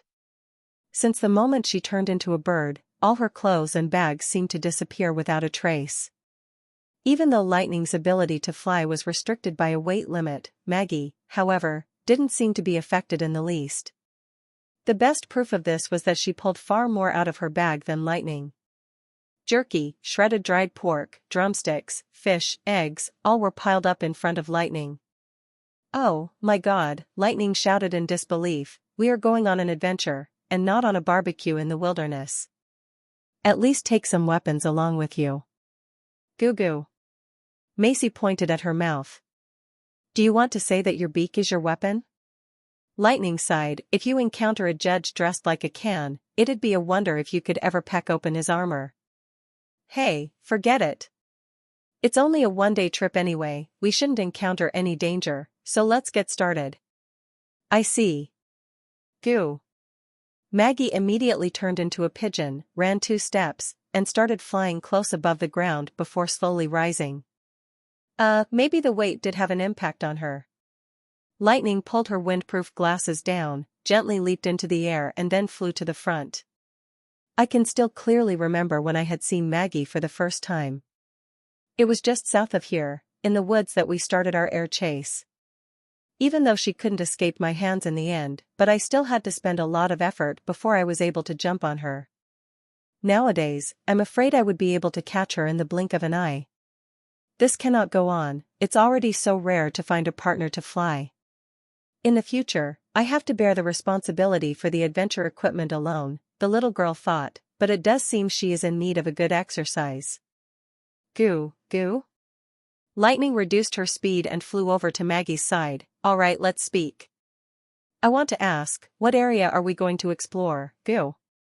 The pigeon's mouth opened and closed repeatedly. The western end of the concealing forest. I want to see how big the forest actually is in the end, Lightning said. She pulled out a map from her bag and spread it out in front of him, pointing at a blank space on the western side, and said, "We will also be able to fill out this missing piece as we pass by, and maybe we can also see where the Redwater River comes from." When Maggie had returned from her mission to the fjords, Lightning immediately began preparing for the expedition. Whenever they had free practice, His Highness never cared where they flew off to. Furthermore, the little girl also had a secret in her heart which she couldn't tell her counterpart. She was afraid of exploring the forest alone. This was simply an extraordinary shame and humiliation for an explorer. But she could not deceive herself. Ever since her trip to the stone tower, she had developed a fear of the deep forest. At the thought that the horrible monster might be hidden in the woods, she could not help but want to escape as quickly as possible. Fortunately, she was still the daughter of the greatest explorer. Thunder had once mentioned to her a method of overcoming fear, which was by approaching it a bit, then observe it, and coming to understand it. Ultimately, you will discover that your fear is not so terrible, because the roots of these obstacles are all planted in your own heart. This time the adventure was exactly Lightning's attempt to get rid of her fear, and together with Maggie as a companion, she felt that at least her heart was a little more emboldened. The route she chose was also very secure, flying westwards along the Redwater River, never going deep into the forest, which she presumed would make it very unlikely for her to encounter any devils. After they've taken the route once, Lightning would try it alone next time. She totally believed that one day, she would be able to go out alone to draw a complete map of the Western Territory, visit the Stone Tower again, and also uncover the truth about the Holy City Tequila. All along the road, Lightning contained their speed at around 60 kilometers per hour. Nowadays, she was already fully able to accurately control her speed through the amount of magic power she released. And according to the current consumption, she could continue to fly all day. Also, flying along the river and only at the edge of the forest made it a lot more relaxed compared to the last search for the stone tower. At that time, her entire field of vision had been filled with dark green, giving off a gloomy and depressed feeling and making it impossible for her to distinguish direction and height. Today, however, under the waves of bright sunlight, the Redwater River has turned into crystalline silver belt. Coupled with Maggie's constant chatter in her ear, Lightning's fear was quickly fading. "Quick, look, there are mountains in front, Goo." At last, Lightning also saw the incomparable mountain. Even though it was still far away, its dusky body already showed its majestic appearance. The mountain peak was next to the ocean, as if the land had crept over to the water. The closer they came to the Redwater River, the more the hills close to the river's waters rapidly shrank away, until they finally became one with the silver belt. "This mountain is just a bit too big," she could not help but sigh in sorrow. With the shortening of the distance, the contours of the mountain also became increasingly evident. Its peak was snow-white, appearing to go straight into the clouds. Even though it wasn't like the impassable mountain range which with its ups and downs went on for thousands of miles, but regarding height, it was even higher than 3 to 4 mountains put together. The hillside south of it was only one extending part of its mountain ridges. The source of the Redwater River also came from this magnificent high mountain. "It's the end of the concealing forest," Maggie screamed excitedly. Just like Maggie had said, the piece of dark green finally came to an end under their feet. The earth was also restored to a light green, which should be a slice of grassland. Further ahead, however, at the edge of their line of sight, it unexpectedly changed into a pitch black which covered the whole area up till the foot of the mountain. "Let's go down and take a look," Lightning shouted, and pointed down before she dived towards the dark earth.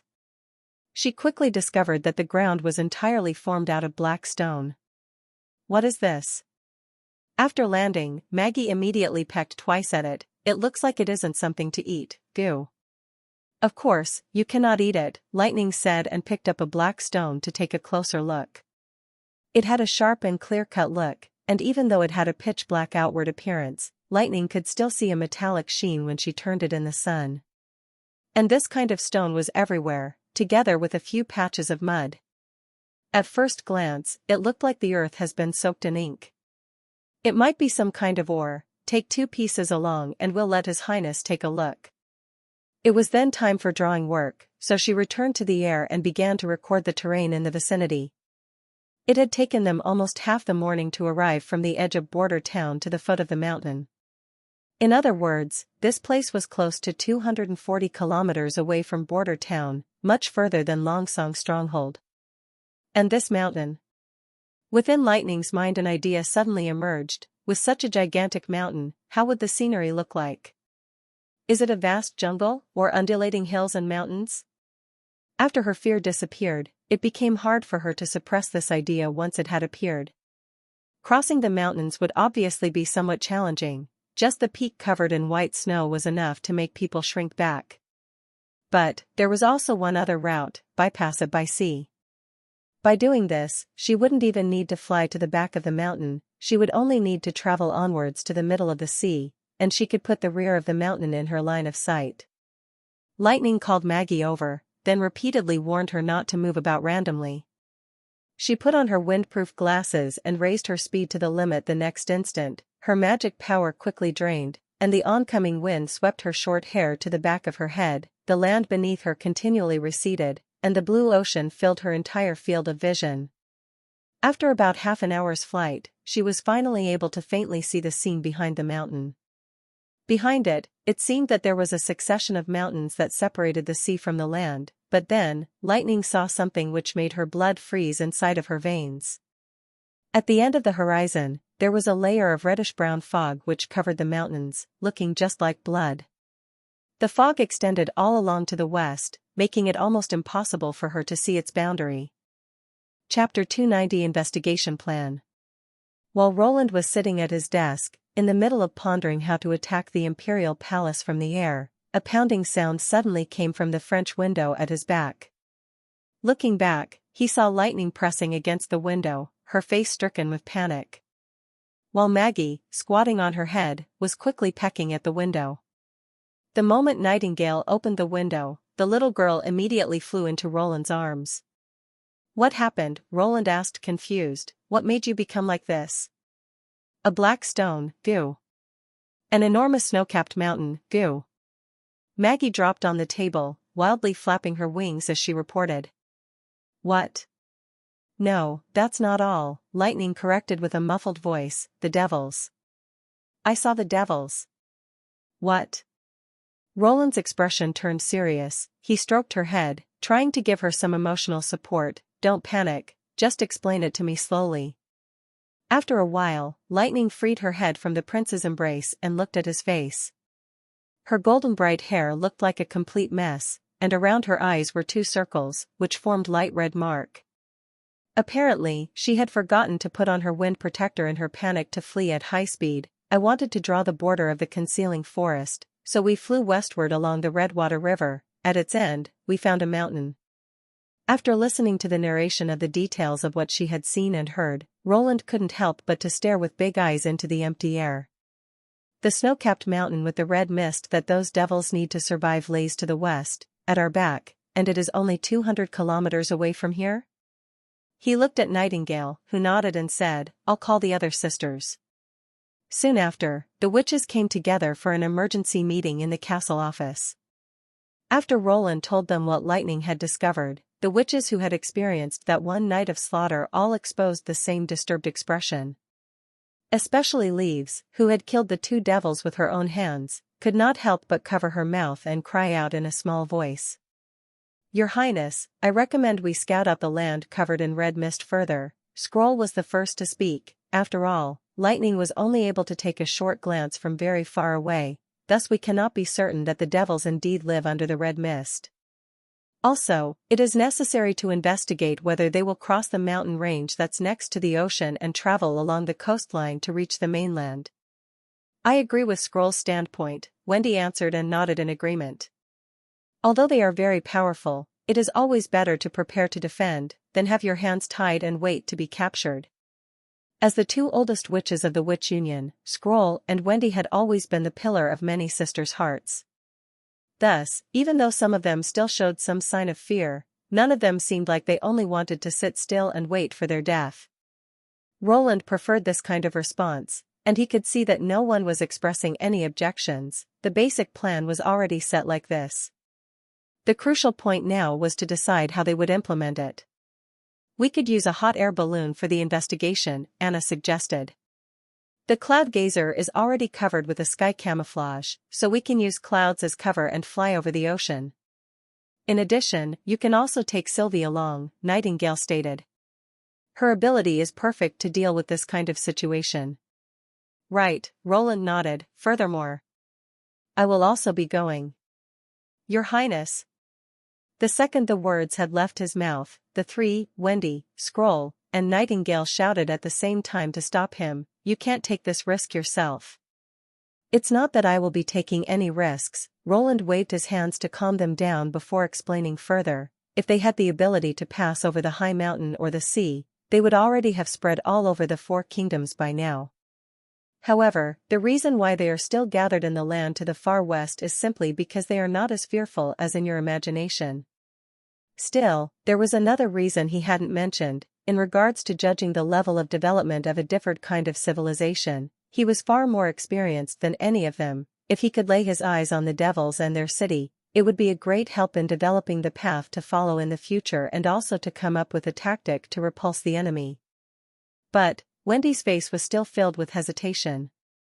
Do not worry, we will just take a look from a distance, the prince said and showed a reassuring smile. In case I came to the conclusion that a distant investigation was dangerous, I would never permit you to go. All right, but you have to take me along with you. As she saw that their attempt to dissuade him was in vain, Nightingale was the first to change her tact. Seeing his counterpart's serious gaze as she declared her demands, Roland knew that it was impossible for him to reject her.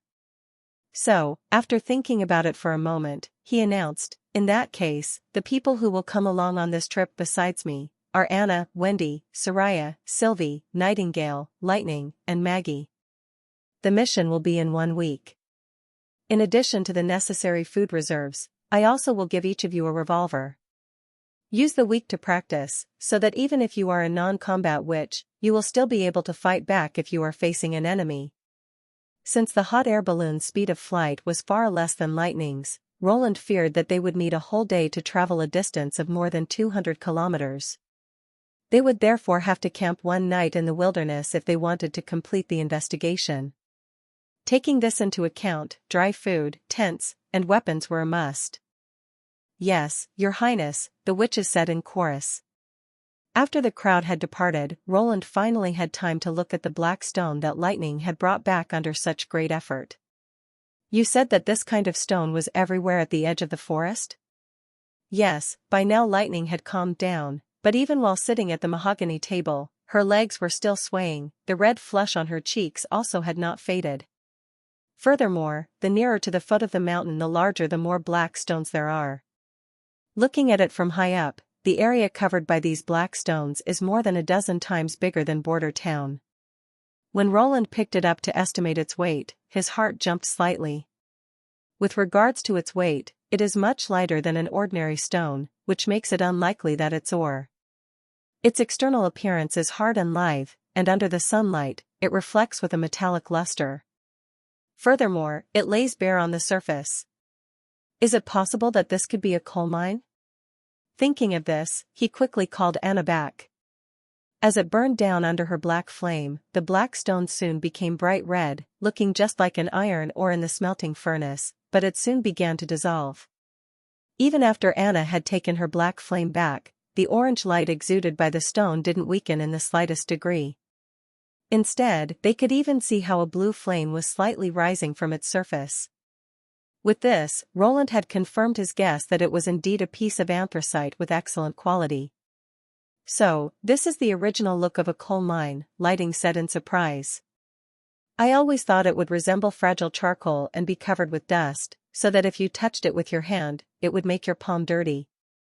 Of course, only after going through a crushing and dilution process will it look like charcoal briquette and coal cake," Roland explained laughingly. "Most of the extraction that comes out of a coal mine look like stones in general, and of course, the higher the quality of the raw coal, the stronger will its structure be. In the end, they will become just like these stones, showing a reflecting luster on their surface." This unexpected discovery made him exceptionally happy. Coal wasn't a rarity in the Kingdom of Grey Castle. Both Fallen Dragon Ridge and Silver City had coal mines. Their yield was mostly used to fuel kilns or personal heating. But in fact, its range of use was extremely broad. Before the extensive spread of the internal combustion engine, the smoke of burning coal had covered about half the sky. While using it for coal coking, it could replace charcoal for smelting iron into steel and would be much more environmental friendly than wantonly cutting down trees. Even after humanity had entered the electrical era, coal could still be refined into coal gas, hydrogen, and asphalt. Or it could be used to generate electricity. It was thus regarded as a cheap fuel of high quality. Holding an open coal mine in hand was clearly much better than relying on imports. The only question was, how to exploit it. Roland moved his gaze to Lightning's newly drawn map. It seemed that the construction of steam-driven cement boat was imperative. Chapter 291 Advance Notice. Within the royal palace of the Kingdom of Grey Castle, Timothy was tightly grasping his scepter, while he looked at the chief alchemist Rayleigh Kenneth standing within the audience, showing such a pleased expression. "Were you able to get a clue about the alchemy recipe taken by the deserters?" "Sure. Your Honored Majesty, this is the latest snow powder developed by the Alchemy Association. Please permit me to demonstrate it now," Rayleigh said with a deep bow. After receiving the new king's approval, he waved in the direction of the crowd behind him, two disciples holding a bag in their hands immediately stepping forward. He spread 2 sheets of white paper over the ground, and poured out the snow powder within the bags on top, forming 2 separate lines. One of them was ash gray, while the other was much darker, being almost ashy black. "Your Majesty, please take a look. The lighter one is the snow powder originally used during celebrations, while the darker one is the latest development, the fast-igniting snow powder." Rayleigh took out a flint, ignited the powder on top of the papers. The light snow powder merely began to burn slowly and emitted thick billowing smoke, while the dark-colored one burned all the powder in one breath and also spread over to the white paper below. "What does that mean?" Timothy asked with a deep frown. "The toy that my dear sister got didn't only burn a piece of paper." "Of course not, Your Honored Majesty," Rayleigh said, as a big smile began to spread over his whole face. "I do not know if you had noticed the amount of smoke it released when I ignited it. The faster the snow powder burns, the more smoke is released in a short period of time, and this is the cause of its extreme power. I will prove this with another experiment." This time it were 2 fist-sized parchment bags, which were wrapped up tightly. Each of the disciples ignited a thin rope which was put into the paper bag, then covered each with a copper bowl. The sparks moved along the rope, gradually crawling into the copper bowls. "Attention, Your Majesty, this time the sound will be louder, so please cover your ears." The chief alchemist's voice had just faded as a loud bang ringed out. One copper bowl flipped upside down, while the other actually flew straight towards the ceiling. After falling back to the floor, it still bounced several times on the granite slate, issuing a crisp sound every time. "Damn it!" Timothy unconsciously swallowed. He had nearly let go of his scepter. "Why didn't this old fool mention it earlier?" One of the disciples gathered the second bowl and placed it back in front of the new king, whereas he suppressed his fury to the bottom of his heart and focused his attention on those bowls. This man was still the chief alchemist of King City Alchemy Workshop. If he wanted to study the new alchemic weapon, he couldn't do so without his help. At this moment, it became apparent that it had changed its form. It just looked as if someone had resolutely hit it on the inside of the bowl with a hammer, deforming the rim of the bowl. I have repeatedly verified that the power of the snow powder doesn't lie in its burning, but in this gas. This is also the truth hidden in the receipt the deserters had stolen. Rayleigh stood in the middle of the hall and spoke frankly with assurance. If you increase the amount of snow powder, and tightly compress it into a ball, it will become powerful enough to break armor and tear bodies apart. I believe that sooner or later, this new type of snow powder will inevitably replace swords and arrows. Even if they are well-trained knights, they won't be a match for a civilian equipped with these bags of snow powder. This sentence caused a great outburst from within the crowd. Many of Timothy's knights' faces gathered within the hall showed gloomy expressions. Even Knight Steelheart Weimer looked as if wanted to step forward and argue with the alchemist, so Timothy quickly knocked with his scepter against the floor and shouted, "Quiet." After the crowd bowed in unison, Timothy turned his gaze back to Rayleigh. "Is your formula exactly the same as the recipe the deserters took away?" "No, Your Majesty," Rayleigh shook his head, and then put a lot of disdain in his words. "Although saltpeter is one of the alchemic workshop stock items, however, the stock won't be too big usually." At the time of mixing the snow powder, he just happened to find this formula. Even if he wanted to run more tests, the amount of saltpeter wasn't enough to use it several times. However, the formula for my fast-igniting snow powder was developed after going through a large number of tests. It is the optimal method and its power is much greater than a product produced by chance. "That's good to know," Timothy said in a relaxed voice. Although he had known that Garcia had arranged many of her people within all ranks, but he had never thought that she even had some henchmen within the Alchemy Association. The scheme of the deserters was well planned, and at the time he fled he had taken a dozen apprentices along. Usually something like this wouldn't be a big deal. After all, even though alchemists were relatively rare in other cities, King City had more than 20 of them. So, if one had left, its impact would normally be something insignificant, but this time the man had discovered a new highly lethal kind of snow powder before leaving. And instead of contributing it towards the alchemic workshop, he had left without a trace the very next day. In the end, Timothy's spies were only able to capture some of the remaining confidants but failed to intercept the entire group of deserters. The moment he learned about the news, Timothy immediately ordered his imperial prime minister to purchase all of the saltpeter capacities within the city and requested the alchemic workshop to reproduce the desert snow powder formula as soon as possible. And today, after waiting for 2 months, they finally showed some results, which made him feel quite satisfied. Even if this man's respect for him was a bit lacking, he was still pleasing to his eye at this moment. After settling his thoughts, Timothy cleared his throat and said, "You did well. For your contribution, I will grant you 25 gold royals as reward. Additionally, I will also open a snow powder workshop in King City's inner city, which will be responsible for the mass production of the fast-igniting snow powder. However, you cannot become lax and have to further study its usage. If it actually turns out like you said, that civilians would become able to defeat knights, rewarding you with a title and territory won't be a problem." "Thank you very much, Your Majesty." After the chief alchemist had left the hall, Sir Weimer, no longer able to hold himself back, stood up and said, "Your Majesty, even though this stuff looked a bit scary, but wanting to use it to defeat a knight is absolutely not possible. As you can see, it needs to be ignited to trigger. Its killing range is also only half a step or so. At that distance, against a civilian, I have dozens of ways to instantly send them to the ground. Even granted that they are able to use it at a close distance, I can still take advantage of the ignition time to strike and kill my opponent, before calmly leaving." According to Rayleigh's way of speaking, it is clear that he had never been to the battlefield. "We also think the same, Your Majesty," other knights followed up. "That's why I let him continue to search for a better way," Timothy said, "for example, by shortening the ignition time or making it throwable, and so forth. Of course, no matter what kind of weapon they use, I'm also convinced that a knight will be better than a farmer." Although he spoke like this, within his heart, he also had some traces of disagreement. Civilians indeed completely lacked any usage, they were cowardly and ignorant, and also afraid of dying.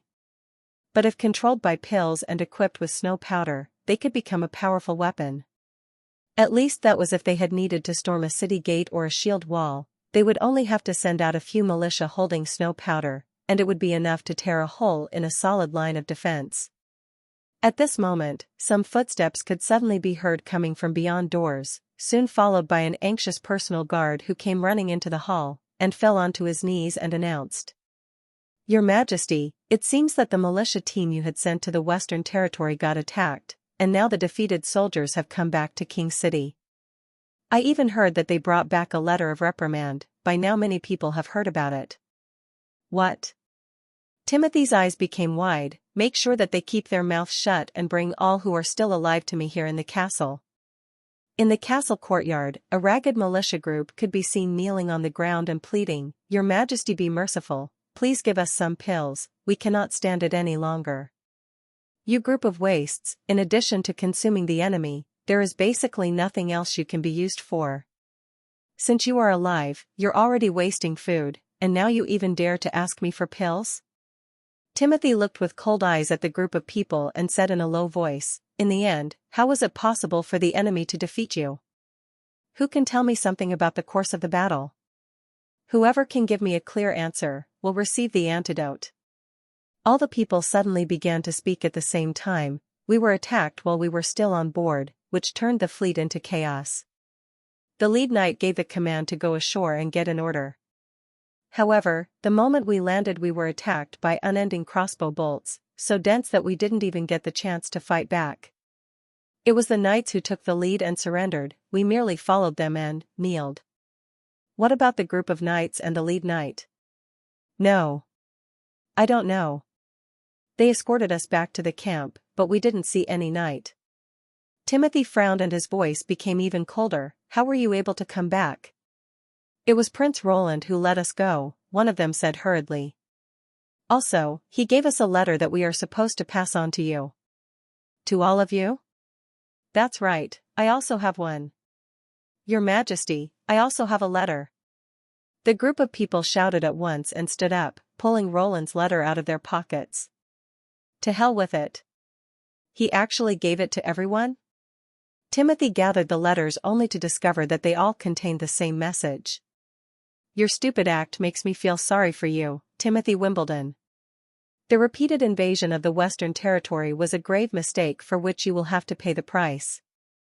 I will attack King City at the beginning of the second month of autumn. I will make you learn that your place is far from being as secure as you imagine. When the day comes, all of King City's people will see, your kingship is already on the verge of collapse. Roland Wimbledon." Chapter 292 Precision-Guided Bombs.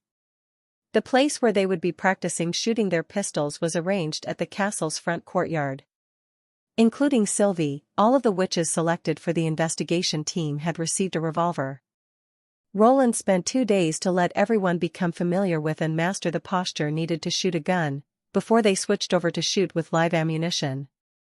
The major part of the training was divided into aiming while shooting from 10 meters and paced shooting from 5 meters distance so that they could cope with a surprise attack or an open attack of the enemy. During the posture training, most of the witches were still able to imitate the pattern, but the moment they fired their first shot the truth was soon revealed. Especially when the deafening sound of gunfire split the air, for most of them, their first reaction was to block their ears, turning the observing nightingale's brows straight. Except for Anna. Whenever he looked at her, both her hands seemed to remain motionless even as she continuously pulled the trigger, completely disregarding the gunfire and smoke. Regardless of the accuracy of her aim, just this posture alone was already absolutely efficient. Can it be, in addition to learning new knowledge, Anna is just as highly talented in other areas? Roland thought to himself, secretly surprised, even though these are black gunpowder bullets, this is still a large-caliber revolver with a strong recoil. So how it is possible for her arms to remain so stable, and how is she able to shoot continuously? Stepping behind her, full of curiosity, he saw 2 black flames sticking against the handle of the gun and holding it firmly in the air, while Anna was only keeping a virtual grasping position, not even touching the real revolver. After he pat her on the shoulders, he saw her taking out 2 black flames from her ears as she turned around. She gave him a "come and praise me" expression and said, "How about it? I always hit the target." Roland didn't know whether he should laugh or cry. But since he didn't have any better options, he loudly declared, "Everyone, no one is allowed to use their ability to assist you with the practice." Why? "So that you won't get flustered, in case you meet an enemy carrying a godstone of retaliation," Roland explained. He sighed and reached with his hands to help plug Anna's ears. "Like this, you won't be afraid, all right?" Yes, Anna's eyes were brimming with happiness. She turned around, changed the bullets, lifted the gun and aimed.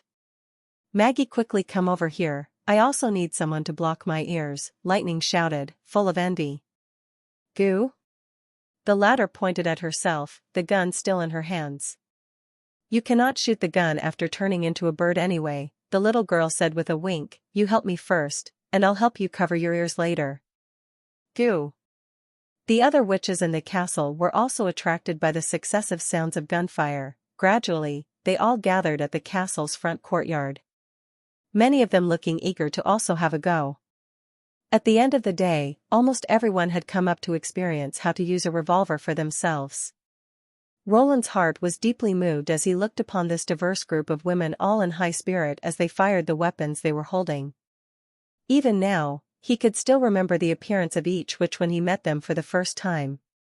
Previously, Anna's hands and feet were thin and weak, just like bamboo poles. Her eyes had lost all signs of life, and always had a monotonous expression.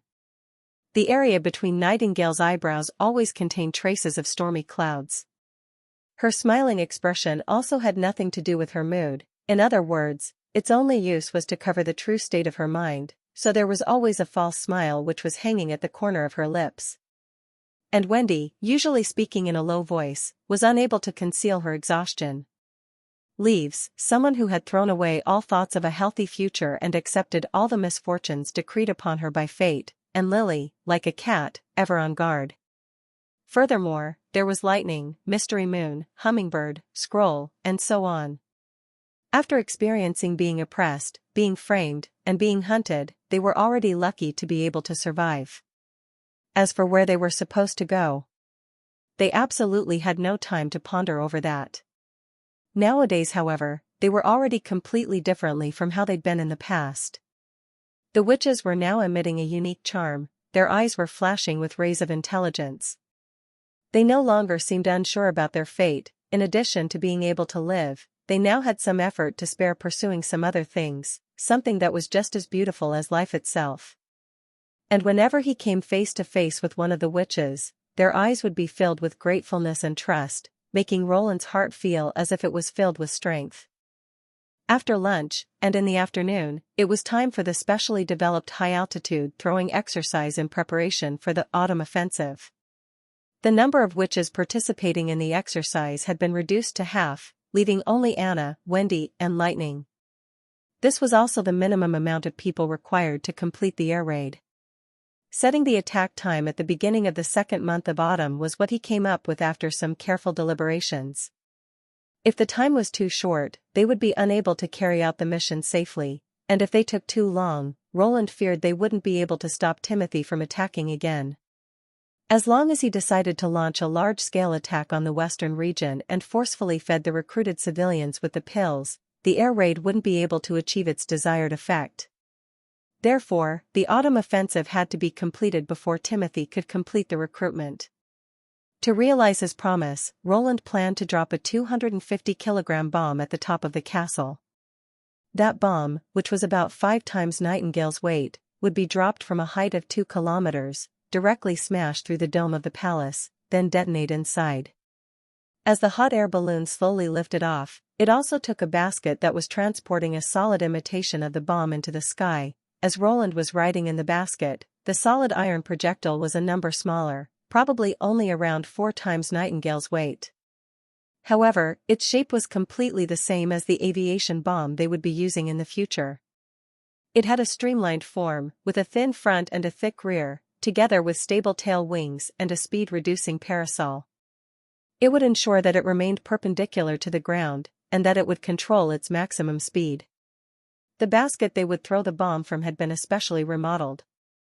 They set up an iron trestle so that the projectile could stand upright in the middle of the basket with one half of it hanging out of the bottom. So as long as someone pulled the valve, the hook would loosen and the bomb would separate from the basket to fall straight down. With the rising height, Border Town soon became as large as a fingernail, while the Redwater River had turned into a bright silver band. "This is the first time I've been at such a high place," Wendy said, as she looked out of the observation window. "It seems as if the whole Western Territory has become small." "That's because it is indeed very small," Roland said, and lightly chuckled. "Look at the wilderness in the north, that's the place where we should be going to later. Do you want to go even higher?" "I already can't see the target," Lightning shouted from outside the basket. "It is more or less right," he nodded toward Anna, then gave the little girl the ready signal. Although it was impossible to determine how far away they were from the ground in the end, it was more than 1,000 meters. This was an attack altitude that could be described as being entirely safe, while the enemy would also be unable to see the hot air balloon. However, a distance of more than 1,000 meters of empty air meant that the place the projectile hit in the end would depend entirely on fate. If they wanted to hit the target accurately, the bomb needed to have a guidance system. And it was the little girl, Lightning, who would take over this task. "Release the bomb," Roland commanded. Wendy pulled a valve, the bomb was released and a stream of wind immediately came pouring into the basket. Anna used the cover plate, which had long since been prepared, to seal the dropping hole, then tightened the handle. They had repeatedly practiced this processes while they were on land, which meant that the two women were already very familiar with it. "Can she hit the target?" Wendy asked while looking through the window. "We will only know the answer after landing," Roland said and shrugged. As the bomb fell, Lightning would drop at the same speed as the bomb while applying a horizontal force against it. In this way she could freely change its trajectory and turn it into a guided missile. By the time it closed in on the target, Lightning would pull on the mechanism at the tail end to separate the parachute from the missile. At the last hundreds meters, the bomb should then gather enough kinetic energy to break through the palace roof. As a result, the height of the drop-off would be sufficient while the precise control on hitting the impact point would also be guaranteed. All they now had to do was unceasingly keep on practicing this routine, nothing more. Chapter 293. The night before. The week quickly passed, and now it was finally time for the investigation team to set out on their journey. Roland called Berev, Carter, and Iron Axe over to the castle and informed them that he would be leaving Border Town for 2 days. During his departure, they were to continue carrying out the affairs of the town in accordance with the general plans and regulation. Of course, his declaration was met with unanimous opposition from the three of them. Carter wanted to perform his duty as the chief knight and stand guard at the prince's side. Iron Axe asked that a team of 100 soldiers be dispatched as an escort. Berev used the excuse that Roland was needed to review and approve some important decrees that the city hall would be releasing, making it necessary that he remained in the castle. This went on, until he finally felt he had no other alternative than to put out a lord's airs and command everyone to act in accordance with his orders. "Your Highness, I do not understand. In the end, what is so important about these circumstances, that you personally must go?" Berev asked in confusion. "This is a matter which concerns the Western Territory, so much that it might even decide the life or death of the Kingdom of Greycastle," Roland said, then was silent for a moment before opening his mouth once more, "and only I have the ability to make the best judgment." "You cannot tell us the particular cause?" "For the time being I can't, but there will come a day when you will understand." He shook his head. "Also, this trip is a secret operation, you are not allowed to reveal this information to anyone." The fact that the Devil's headquarters was merely about 200 kilometers west of the western border, the very devils who had once destroyed the holy city of Tequila and forced the last defenders to the edge of the mainland, and turned the wildlands into a forbidden area no one even dared to set a foot, is all too frightening to say out loud. For me it is tolerable. After all, I got a lot out of all the extermination movies I saw. Even so, the thought still makes me feel numb. For them, however, I'm afraid that others cannot simply accept something like that. Once the news is leaked, it will only turn into more trouble. In case it was to cause a panic among my subjects, it might even lead to many people fleeing from the Western Territory. Thus, at present, it is not the right time to declare the truth. After finishing all political affairs, Roland and the witches entered the hot air balloon and lifted off, leaving the castle front yard and heading into the sky, in the directions of the snow-capped mountain. Your Royal Highness, if we assume that it was indeed the church who has been fighting against the devils 400 years ago, does that make them good or bad? Since discovering the existence of the devils, it seemed that Sylvie had become preoccupied by some troubles. Of course they are still bad. Roland didn't even get to open his mouth before Nightingale gave her answer. Have you ever seen a good person hunting a witch for no reason? In the case that we really were the devil's minions, all of us sisters would know about it. But there isn't even a bit of relationship between us witches and the devils. The demonic bite is also a complete myth. However, the other person still observed Roland, seemingly waiting to hear his answer. He thought for a while, then started to speak. First of all, it is still not confirmed that it was the church who had fought against the devils. If they had indeed made such great sacrifices, for what reason would they conceal all the information about it and destroy the past? This news would have been the best way for them to expand their base of believers. I am afraid that we can only answer the questions truthfully if we are able to find more clues about the past. Also, good and evil cannot be distinguished so easily. It is always dependent on the place you are standing at. Roland paused for a moment to give her a smile, then he asked, however, I believe what you really wanted to know was, if I would go to the church to fight with them against the devils, isn't that right? Sylvie wanted to say something, but in the end, she couldn't deny it. The church and I are incompatible. Even if there were any witches, I would not be able to stand on the same side as them, he said. That is even more now that I have all of you by my side. I also want to speak, Nightingale said, showed a complacent smile. Even if it was the church who had fought the devils before, they still lost, or might even have suffered some other kind of crushing defeat. In His Highness' words, if you do not know who is going to win or lose, for what reason would you want to rely on the losing side? I see, Sylvie nodded gently, and her uneasiness seeming to loosen up somewhat. Time passed. And when dusk fell, the group of people were vaguely able to see the contours of the snow-capped mountain. It is indeed incomparable huge, Roland thought, even I have seldom seen such a towering peak with my own eyes. There doesn't exist any other similar mountains within the mountain range. It's as if the earth doesn't have any inclination to rise in general, leaving only one road leading to the skies. The overcast mountain wall occupied more than half of the horizon. If we'd wanted to bypass the mountains by land, I am afraid we would have to spend several months to do so. The selected camping site was located at the top of a mountain nearer to the sea, making it easy for them to observe the movement around them. Furthermore, it was also far enough from the concealing forest to ensure that it would be impossible for any beast to sneak up on the camp. After gnawing at their rations, everyone began to set up their tent. Due to the limited weight capacity of the hot air balloon, they were only able to take a single large tent with them. Therefore, Roland, showing a noble character and unquestionable integrity, offered the witches the use of the tent and decided that he would sleep in the basket while Maggie decided to take a tree, since, if she turned into a bird, she was able to sleep while standing.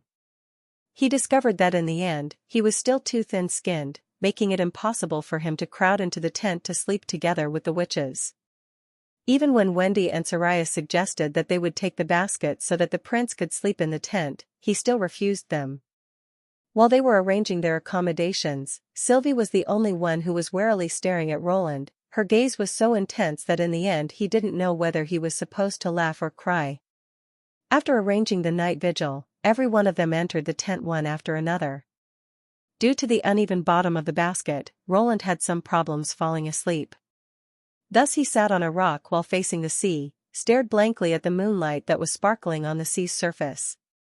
At this time, he heard some subtle footsteps coming from behind.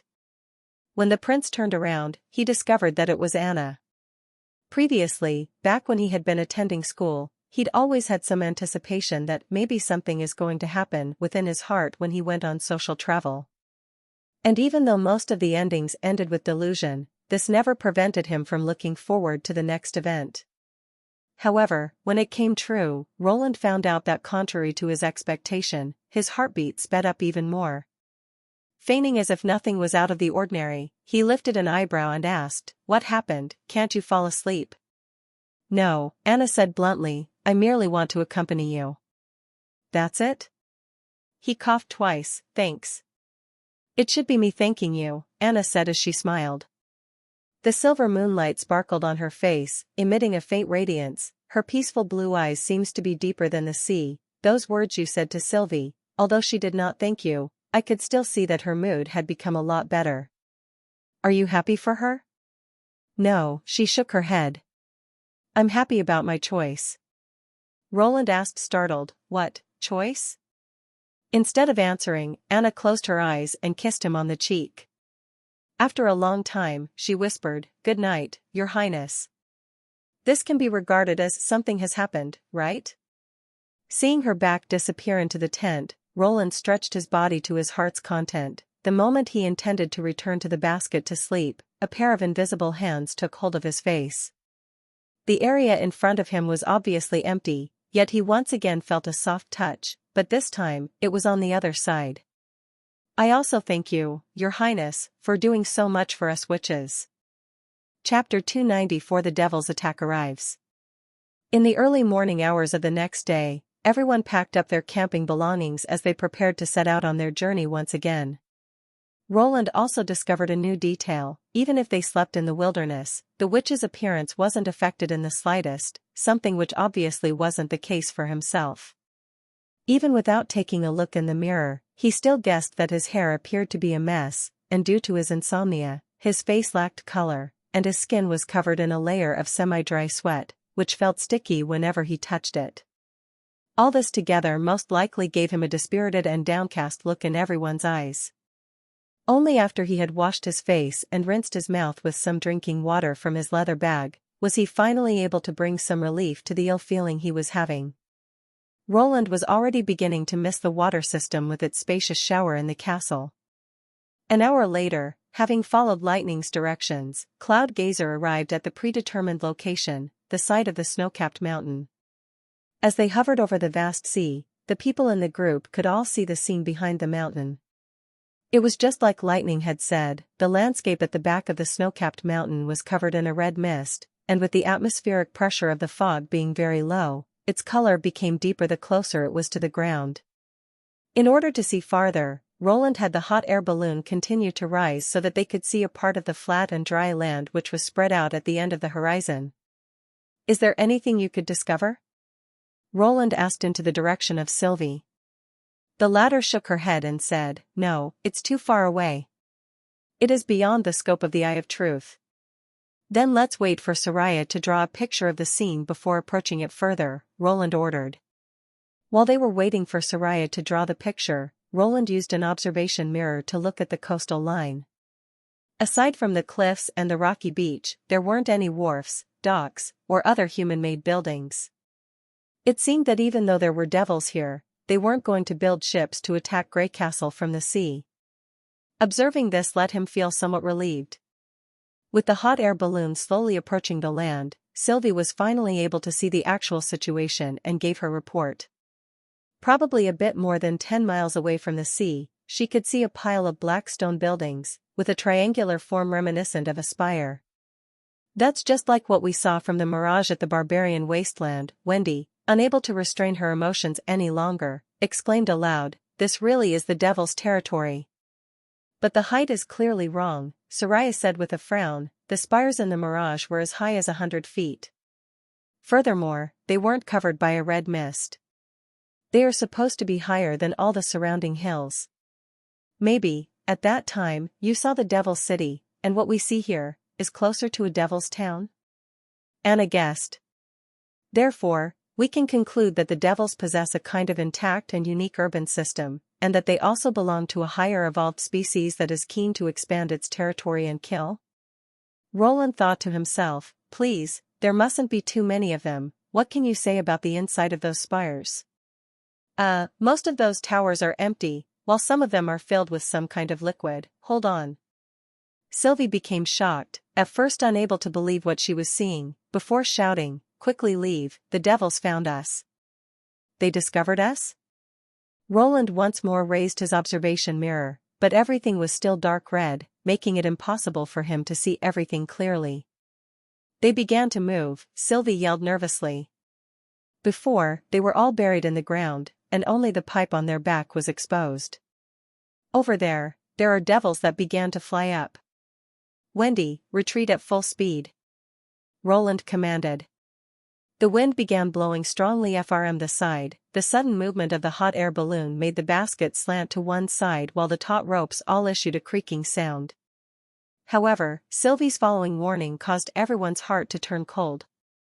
2 devils are rushing in our direction, and they have mounts that can fly. To hell with it. These guys have flying mounts.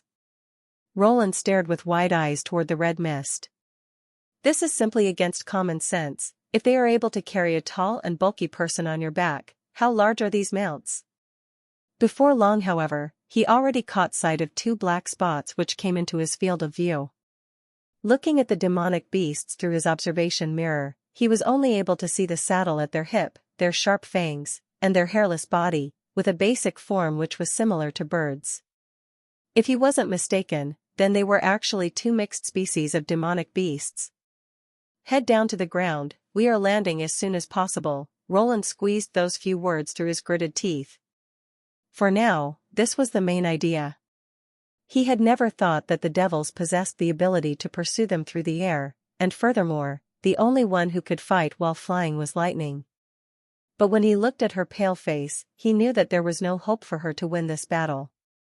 Once they caught up, even if the other side merely went for a collision attack against the balloon, they would still be able to take the lives of all of the witches, even if the coating would be robust enough to resist the impact and the bite of the demonic beasts. Under the resulting violent shaking, it was most likely that they would all fall out of the basket and drop into the sea like stones. And at this height, there was no difference between hitting solid ground or falling into the sea. By now the devils had come so close to the hot air balloon that even without the help of the mirror, Roland was already able to see these winged mixed species and the big and sturdy enemy it was carrying on its back. Be careful, Sylvie shrieked again. They are getting ready to throw their spears. When he heard the warning, his mind was suddenly flooded with the scenes of the previous battles which had been described by Leaves. Last time the enemy had acted in this way, they had taken Scarlet's life in a flash. He did not see the devil extend its arm, he didn't even see the incoming spear. However, the moment Sylvie had issued her warning, Anna had stretched out her hands, and controlled her fire to form an extremely thin shield to block the front of the basket. A loud bang sound rang out a moment later. Anna released a suppressed groan, took 2 steps back, while her black fire shattered like glass into numerous pieces. The spears turned into half-burned irons, and dropped into the rolling sea. She'd used a dense black fire curtain to block the attack. The other witches sighed out in relief, only Roland still kept worrying. After all, he knew that when she used her ability like this, it would greatly consume her magic power. This was something Roland had already noticed when he saw her smelting steel. If she used it only for heating or cutting, her vast amount of magic power would almost never dry up. However, once she expanded her influence to the macro level and tried to form a dense body to influence the whole object all at once, the amount of magic power she needed multiplied exponentially. For example, when she used her black flame as a furnace, by keeping the molten steel from flowing over to the outside wall, it would increase her magic consumption. And if she wanted to lift up the entire black fire furnace, even Anna could hold on for only a few minutes. So, it was obviously that the barrier just now had consumed quite a lot of her power. If they were to throw their spears twice, Roland was afraid that even heating the air for the balloon would become impossible for her. It seemed as if the devils had been shocked by the scene they'd witnessed. Because rather than following up with another attack, they instead chose to sweep past on both sides of the hot air balloon as if they were waiting for the right moment. By now they were so close, it was the first time that Roland could see the enemy's ferocious appearance. It was exactly the same as in the picture. They wore demonic beast skulls as their helmets, and their eyes were covered with scarlet red crystal pieces. They also had a leather pipe running from their chin, which went past their neck and to the carapace on their back. In the meantime, the other witches had already pulled out their revolvers, but since the basket was constantly swaying, it was almost impossible for them to hit an enemy that was moving at such high speed. Even after depleting 2 rounds of bullets, they still hadn't hit the target. At this moment, the devil's arms extended once again, only this time, they had instead chosen to attack from the front and the back. There wasn't even enough time for Anna to see the enemy at her back, so when she summoned her black flame, all she could do was cover the one side. Roland, however, even though he was unable to follow the path of the spear, instinctively knew that the spear had been targeted at her. He almost subconsciously threw himself at Anna's back to push her out of the way, before he felt an impact on his shoulder, as if someone had ferociously smashed it with a hammer. His whole body lifted into the air, and crashed into the basket's wall. The burst of unbearable pain almost ripped him apart, followed by a strong sense of dizziness, as if his consciousness was leaving him. Roland tightly clenched his teeth and turned his head to the side, merely to see that at the place his shoulder should have been, only a huge gap now remained. The hole in the basket at his back was sufficient to show the power of this blow.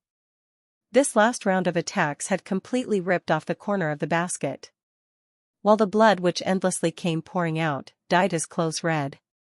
No! Nightingale's heart-wrenching cry was the last thing he could hear before he lost consciousness. Chapter 295 Wings Spreading Out.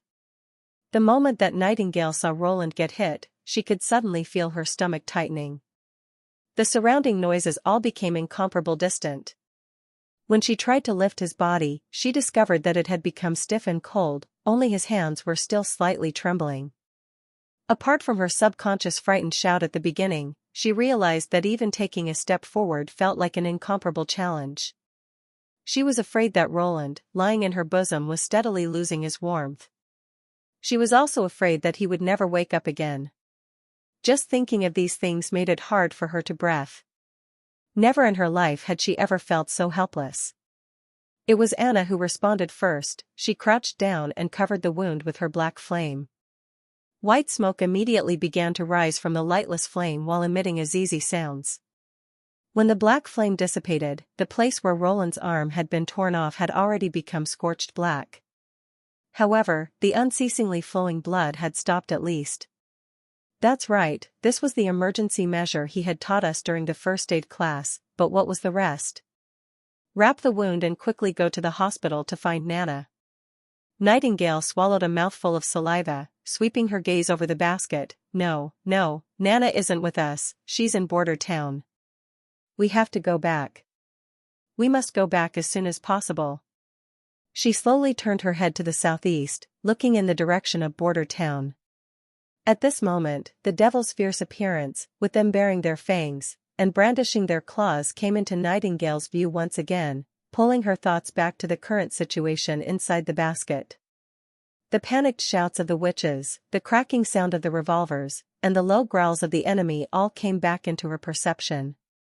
After the coldness subsided, all the various and disorderly thoughts in her mind finally came together to become one. Don't try to beat the devils. If they catch up, we are unable to return to Border Town. Lightning! Anna exclaimed anxiously, protect the hot air balloon. Although the little girl's complexion was pale, after looking towards the still unconscious Roland, she gritted her teeth and nodded before she flew out of the basket. No, Nightingale thought, just by looking at her appearance it is clear that she cannot handle the devils. Like most witches, Lightning has no experience with fighting a real enemy. I am the only one here who can defeat the devils. Nightingale took a deep breath. She forced all of her thoughts concerning the wounded prince behind a makeshift veil at the back of her mind. The two devils are still flying, forming a pincer attack, one at the front, and one at the back.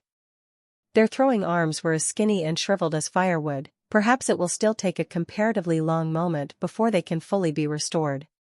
But from the hot air balloon to where they are is approximately 50 meters, a distance I'm utterly unable to cross. If she cast her fog high up in the sky, it was incredibly easy for her slip through and fall. The higher up off the ground she was, the rarer the lines she could travel along became.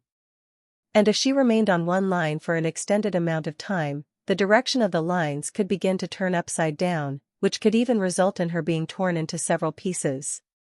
Perhaps the devils were also aware that once the hot air balloon landed their situation could become tricky.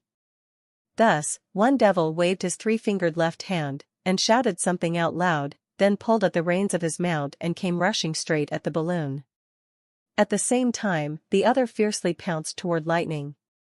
Flapping its immense wings, the demonic beast just looked like a falcon seizing a fledgling, taking its time to wear it out. Just like Nightingale had expected, Lightning was already hard-pressed to protect herself by relying on her nimble movement, making it impossible for her to aim and fire at the enemy. Also, the other witches, now afraid of accidentally hitting the little girl, had also stopped shooting. Meanwhile, the other mount randomly bit and clawed at the balloon's sack, but fortunately, Soraya's coating was tough enough to fend off the demonic beast's claws and tooth. Realizing that its action was in vain, the demon roared and flew far away, seemingly wanting to use the force of an impact to throw the balloon off balance. Nightingale realized that this would be her best opportunity. She released her fog, and the moment a slightly glowing thread appeared on top of her head, she stepped on it without hesitation. She took advantage of the quickly changing outline of the balloon, and was standing on top of the air sac a moment later. Although her body was parallel with the ground, it seemed as if she was walking on level ground, thus she was quickly able to run her way to the balloon's peak. At this moment, the devil was also rushing toward them. In her world of black and white, Nightingale was surprised to discover that the devil also had a sparse and slowly rotating magic cyclone, and its thin arm was also inlaid with a sparkling stone. Do they also possess magic? But this wasn't the time to be paying attention to this, for her a dash of 10 meters was nothing more than the blink of an eye. So, the moment the devil was about to hit the hot air balloon, Nightingale had also came out of her fog and appeared behind the devil. Because of the sudden increase of the weight, the giant-winged demonic beast suddenly dropped. The devil, as if it was aware that something was amiss, turned around, only to be greeted with the roar coming from Nightingale's 12mm revolver. Go to hell. The bullet together with a flame and smoke rushed out of its cartridge. And then, entered and pierced through the devil's head with a great force, opening a bowl-like hole at the back of its head. Sticky blood splashed out the next instant, and a pungent smell assaulted her nose. The enemy twitched before toppling over, which deflected the demonic beast's movement and caused it to pass by the side of the hot air balloon. Just as Nightingale was about to leap back to the top of the airbag, an accident happened. The falling corpse pulled at the reins, and the beast abruptly rolled over and threw her off. Before she even had the chance to react, Nightingale was already out of a safe return distance. Although the hot air balloon has been reducing its height, at the moment it was still hundreds of meters above the sea. Stepping into the fog while falling was no different from committing suicide. If Nightingale couldn't control her posture and bump into whichever thin line was available, she'd immediately be cut into two. Nightingale! She heard her sisters cry in horror, but everything seemed useless. Lightning was currently fighting against the other devil, while Maggie, even if she changed into a seabird, would still be unable to carry her. Thus she knew what would happen next. The speed of her fall accelerated more and more, and when Nightingale looked down, the ocean, which was originally a blur, revealed its true form. The rolling and splashing waves became more and more clear. It didn't look as if she was falling, rather it was as if the sea was coming towards her. The nearer the inevitable moment came, the clearer were her thoughts. Nightingale closed her eyes, and once again seeing the moment she'd first met Roland. She'd sat on the edge of the bed, and was playing with the dagger in her hand, waiting for the gray-haired fourth prince to push open the door and enter. The flickering fire, the door, and the bedroom gradually began to fade, ultimately, only leaving his smiling face behind. Her only regret was that she wasn't able to accompany him to the end. Goo goo. Suddenly, a series of high tweets sounded. When Nightingale opened her eyes, she saw a white figure rushing straight down, throwing herself at Nightingale's chest. It was Maggie. Just when she wanted to say something, the pigeon began to emit a eye-piercing bright ray of light. Her body began to expand immediately, and a pair of enormous flesh-like wings opened themselves at her back. Her feathers all fell off, and her bird's head became both fierce and terrifying. She looked exactly the same as a flying demonic beast.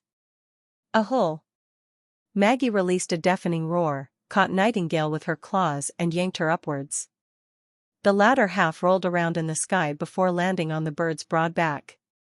What exactly is going on? Nightingale was completely shocked. Ahul ahul. Maggie shouted once more. Apparently, she wanted to remind her of something.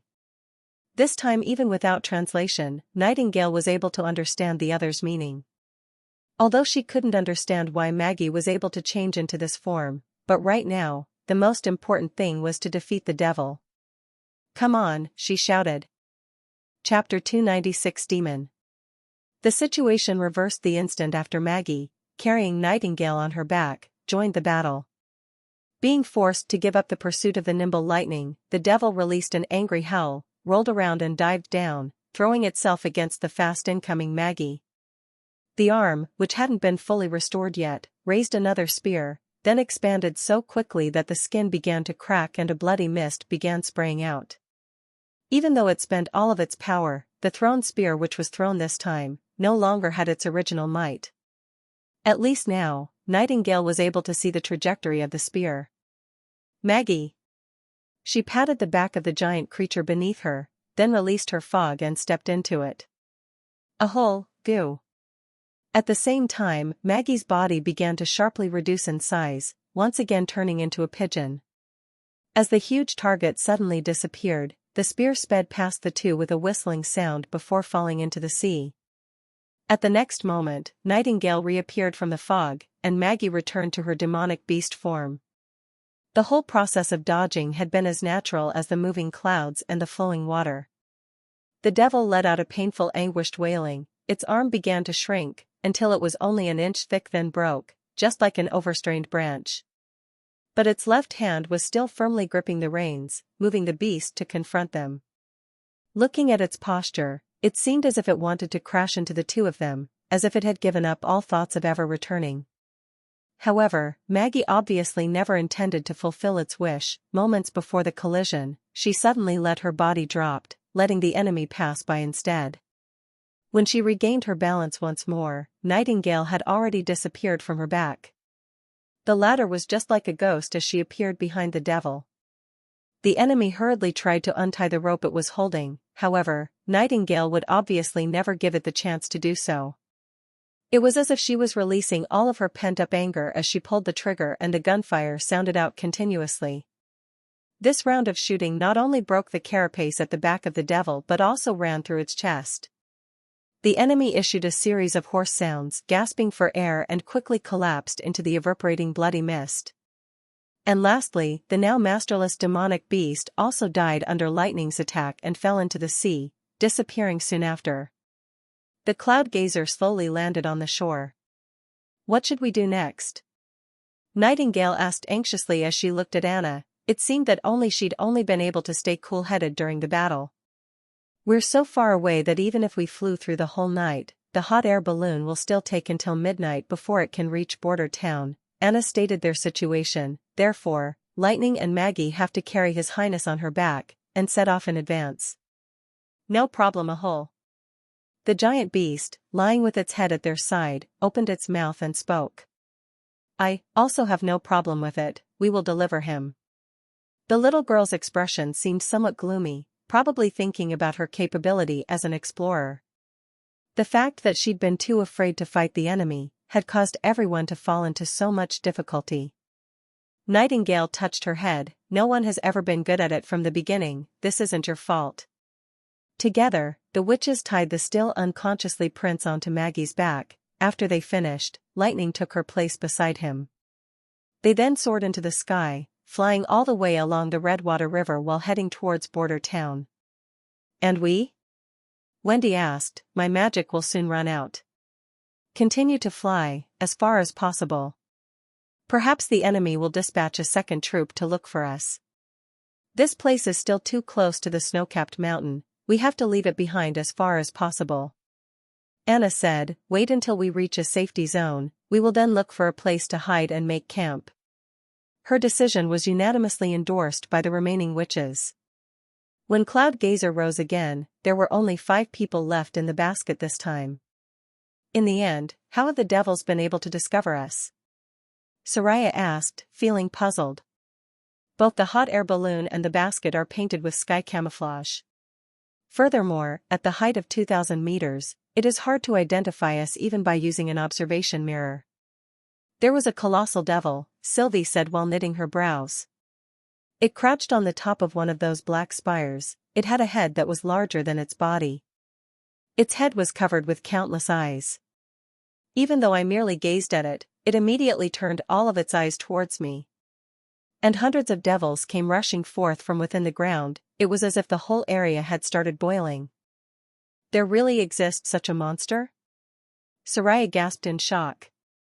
There is still more. Those two flying mounts were also very strange, Anna voiced her thoughts. After getting hit by the bullets, the blood flowing out of them wasn't black as you would expect, but rather a deep blue. This is entirely different compared to the mixed species we'd encountered during the months of demons.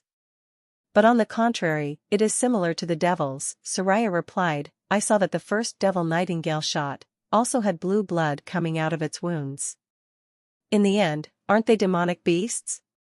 Sylvie asked. That I do not know, but it is great that Maggie can change her appearance into theirs, Wendy exclaimed. If it hadn't been for her saving Nightingale, we would all have been in danger.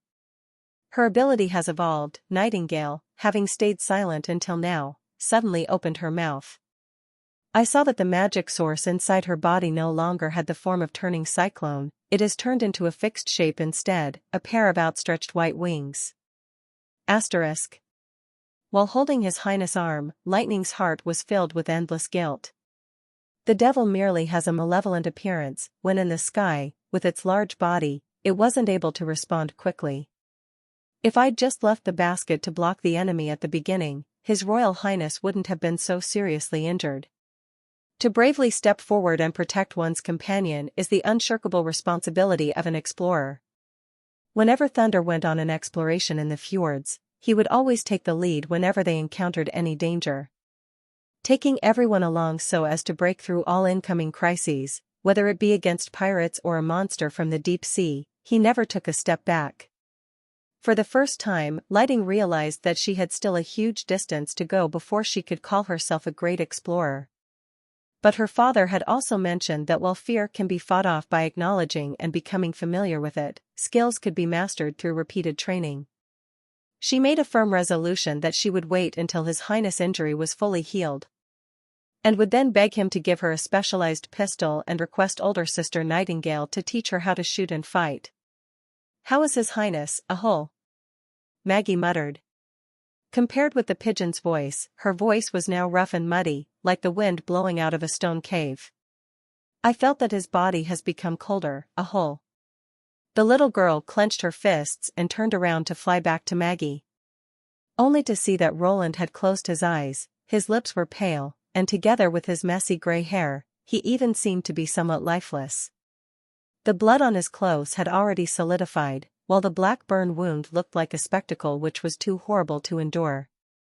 She gently placed her hand on his neck, feeling for a weak beat to prove that His Highness was still alive, only to feel the skin under her fingertips was frightening ice cold. How much magic do you have left? Lightning estimated the rest of their journey. We will have to go at full speed. Aho! When the two witches arrived at Border Town, the little girl's vision already became faint and blurred. Flying at high speed not only quickly depleted her magic, but it also put a great burden on her body.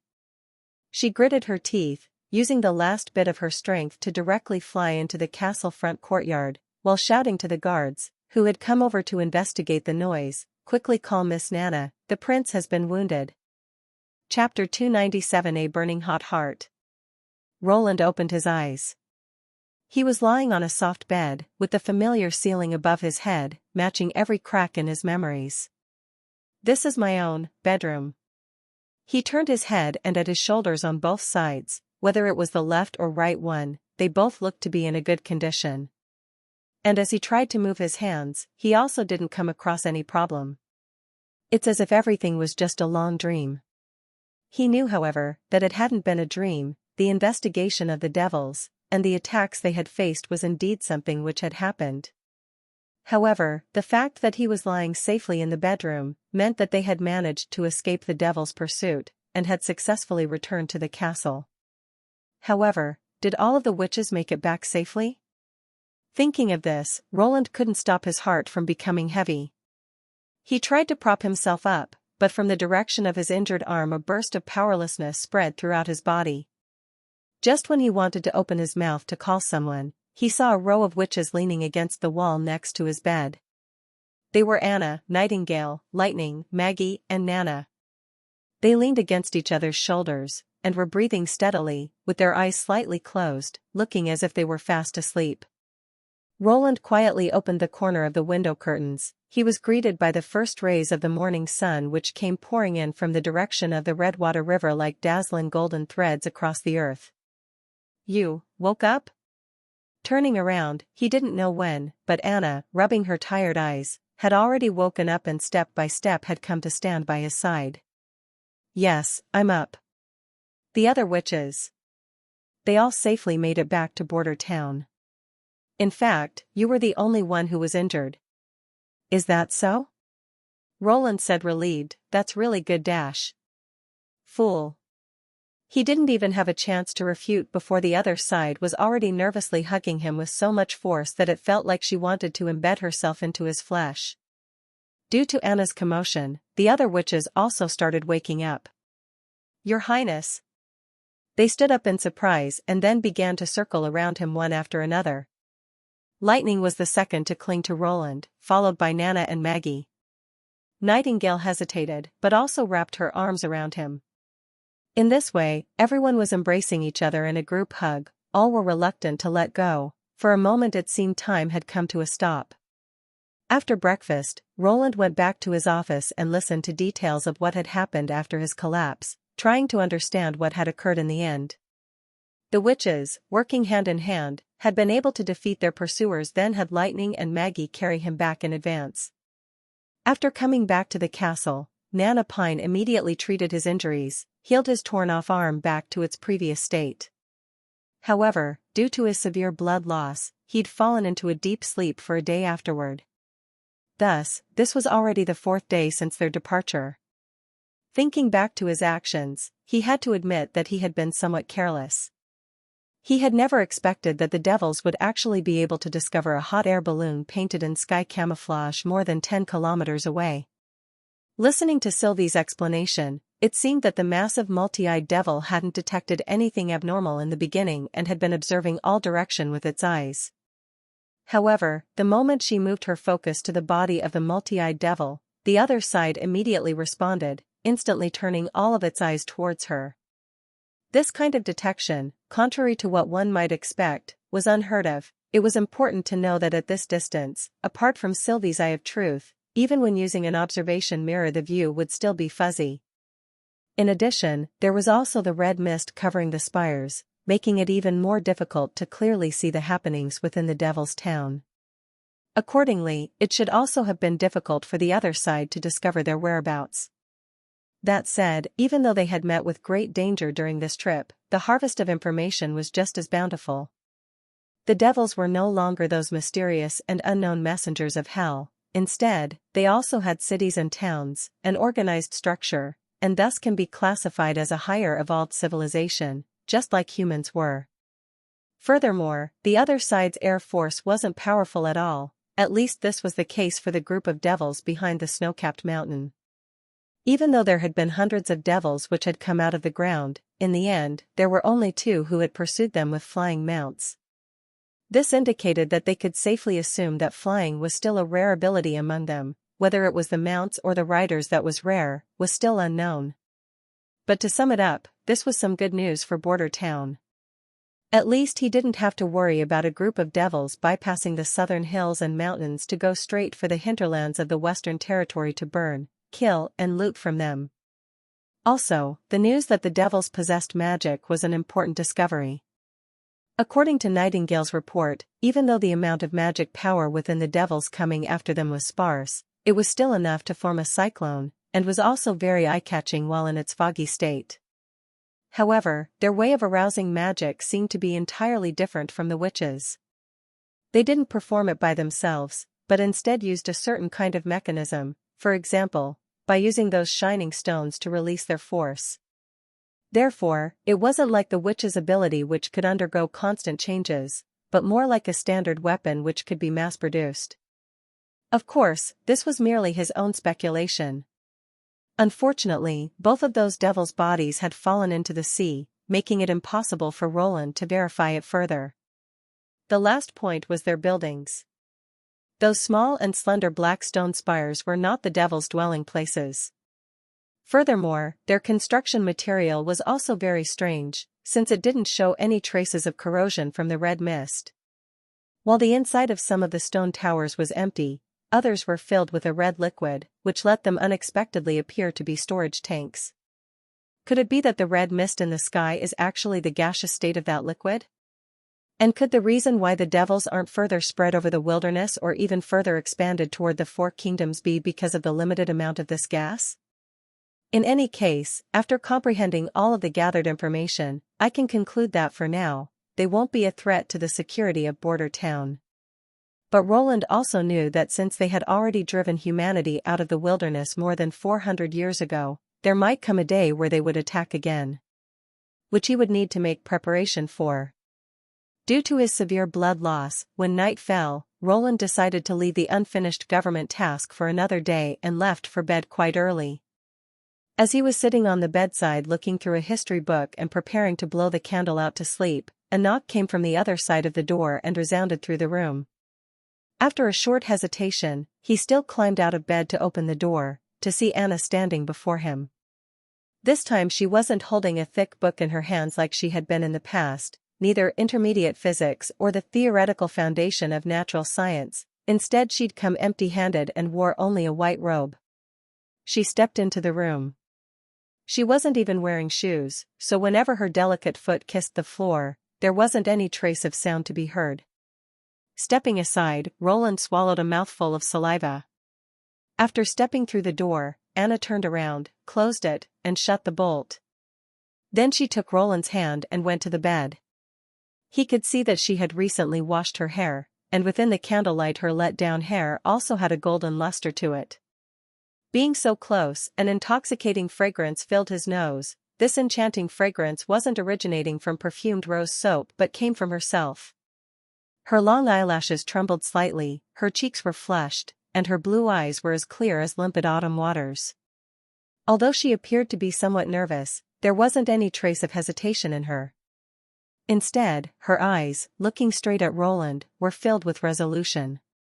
Even someone as he who'd never weathered such a great battle, at this moment, he clearly understood her meaning. This. I do not want to wait any longer, Anna whispered, especially after what we'd experienced. She paused. I don't want to regret anything. Chapter 298 Dream. I see. Roland put his hands around her, carried her by the waist and set her gently on top of the bed. This simple action was already enough to make him breathless. He opened the thin blanket and went to lay on the bed next to Anna with her head nestled on his arm. The next step should be foreplay? Roland discovered that he was much too nervous. It can't go on like this. As someone known as an experienced person, I cannot make a fool out of myself in front of a little girl. Maybe I'll be able to ease the mood with a light chat and then do the action, for example, maybe some lines from a porno? As he was still racking his brain, Anna's soft voice sounded in his ear. That time in the hot air balloon when you pushed me out of the way, did you ever think about the possibility that you might die? Roland felt shocked. He'd never expected that she would ask him this question. I just did it without thinking. You are someone who will become the ruler of Grey Castle. You are also the hope of us witches, she whispered. I am unworthy of you doing so much for me. This isn't a question of worth, Roland murmured. I cannot just stand by the side and watch indifferently as you suffer an attack. As a matter of fact, even now, after waking up and thinking about it carefully, I can tell you that in case it hadn't happened so suddenly and if I had the time to think it over, I would still have acted in the same way. There is nothing I can do to prevent you from doing it again, right? Yes, there is nothing, Roland said as he pinched her nose with his other hand. Anna's eyelashes fell, and after a moment of silence, she opened her mouth once more. Can you tell me something about your past? I would like to know more about you. Oh, the past, Roland said, He took a deep breath, then searched through the fourth prince's memories, while preparing to tell one or two entertaining anecdotes of his life in the palace. But before the words could leave his mouth, he swallowed them back down. His past wasn't the life he had here, but the life he'd lived in another, very different world, so instead he said, "I used to live in a big city, in a tremendously big city. Yes, Greycastle's King City is several times larger than Border Town. When I was born, I wasn't any different from any other ordinary person. I was somewhat clever in trivial matters, but not so intelligent that I could do everything at ease. In regards to studying, I could be considered as hardworking, thus I would often receive praise from the teacher. But he didn't know that I was the one who had drawn the hard-to-erase graffiti on the classroom walls. He certainly wouldn't dare to blame you." Anna murmured. "Haha, that's unlikely. It wouldn't have been necessary for him to do anything to me, he merely needed to inform my parents." Roland smiled, then shook his head. "At that time, they taught me to never start off leniently. Then, as I grew older, my teachers kept changing, from primary school teachers to academic advisors, until I finally completed my studies having had neither good nor bad grades. Of course, compared to other people's children, in the end, I still fell short by a bit." He half closed his eyes, being able to speak about his experiences after altering them a bit and no longer concealing them, gave him a feeling of freedom he hadn't felt in a very long time since he'd crossed over. Since his arrival, he had been playing the role of the prince, but right now, he felt as if he was returning to his past. As if he was only lying in a hotel room designed to fit a classic style, together with the girl he liked, making one another feel safe and warm. Thanks to this, his nervous mood also gradually relaxed. Is perhaps now the time for the next step? Roland turned his head slightly, only to discover that Anna had already closed her eyes, and her chest, snugly placed at his side, was calmly moving up and down, looking like a kitten which had stepped into the land of dreams. He just stared blankly at her for a moment, but soon after he couldn't stop himself from laughing out loud. So it was like this, she was also tired. Think of it, to conceal their whereabouts, the witches had looked for a small hidden place within the mountain ridge 2 nights ago. But they still needed to guard against any possible beast or devil attacks during the night, which had meant that they'd almost gotten no sleep during the night. And then, the next morning, even as the sun had only just lightened up the sky, they'd already continued their race on Cloud Gazer while heading back towards Border Town. At the castle, Anna had also spent the last night in his bedroom, constantly keeping watch over him. Thus, during the last 2 days and nights she hadn't even had one moment of rest, making it very easy for her tiredness to overwhelm her the moment she let herself relax. It would be a wonder if she weren't exhausted right now. The other side's reason for coming this day might be because she was too anxious to wait any longer. Although it was a pity, Roland did not care about this opportunity passing. After all, there were still many days ahead of them. He moved closer, kissed Anna's eyelashes, then whispered, "Good night." Asterisk. When the morning light fell through the window curtains into the room, Sylvie climbed out of bed unable to suppress her yawn. The experiences of the last days seemed just like a dream, from the discovery of the devils to the fight in the air, and lastly their escape back to Border Town, gave her the thought that even if they had been encircled and chased by the church's army of judges, she wouldn't feel as tense and exhausted like now. "Good morning." Wendy, having changed her clothes long ago, was now carrying a basin of water prepared for washing their face and rinsing their mouth. "Good morning," she nodded, "you got up quite early." "I'm old," Wendy smiled, "so the time I need to sleep has also become less and less." "Oh, it is already dawn?" Nightingale said sleepily as she rubbed her eyes, "It seems I have to take a nap at noon." "Didn't you sleep well last night?" "Yes, I had many dreams." Sylvie curled her lips disapprovingly. She had clearly seen that the other side had stealthily went off to the 3rd floor of the castle, moving back and forth in front of the Lord's door for a long time. However, because of Nightingale's unique ability, she couldn't see what Nightingale was doing. Anyway, it had already been late by the time she'd come back. "Last night, you didn't." The moment she began to speak, Nightingale suddenly turned around, staring straight at Sylvie. Her slightly narrowed eyes made her meaning self-evident, thus, the latter had immediately closed her mouth. Everyone with eyes had been able to see the strength of the #1 combat witch in the Witch Alliance. The image of her swiftly moving through the sky and killing the devils like a wraith was still vivid in her mind. If she ever came to Sleeping Island, Sylvie feared that even Lady Ash wouldn't be her opponent. So, when she received the silent warning, Sylvie felt that it would be better if she didn't act too curious. "What happened last night?" Wendy asked in wonder. "Kiki," she said, "I heard her snore last night. It must be because of the large amount of energy she'd used up in the past few days."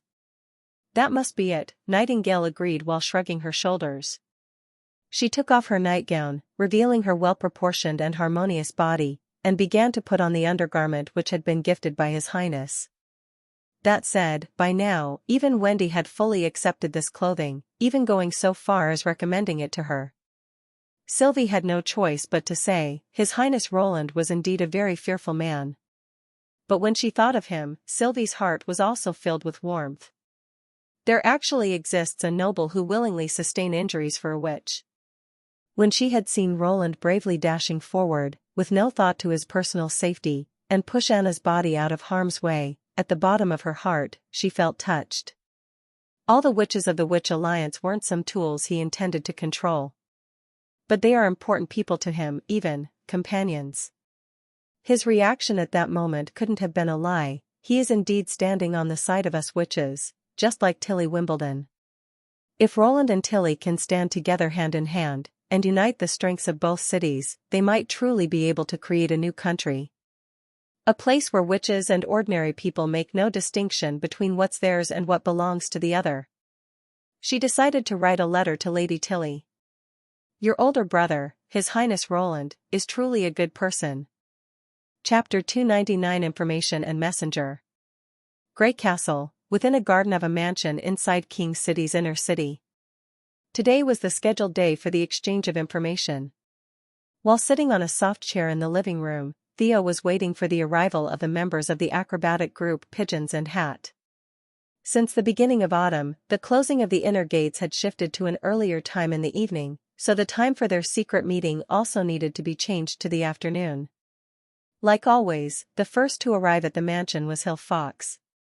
On his upper body, he wore a blue collarless jacket made of velvet, and around his neck he was wearing a white tie, while on his lower body he was also wearing shallow gray leggings and moccasins.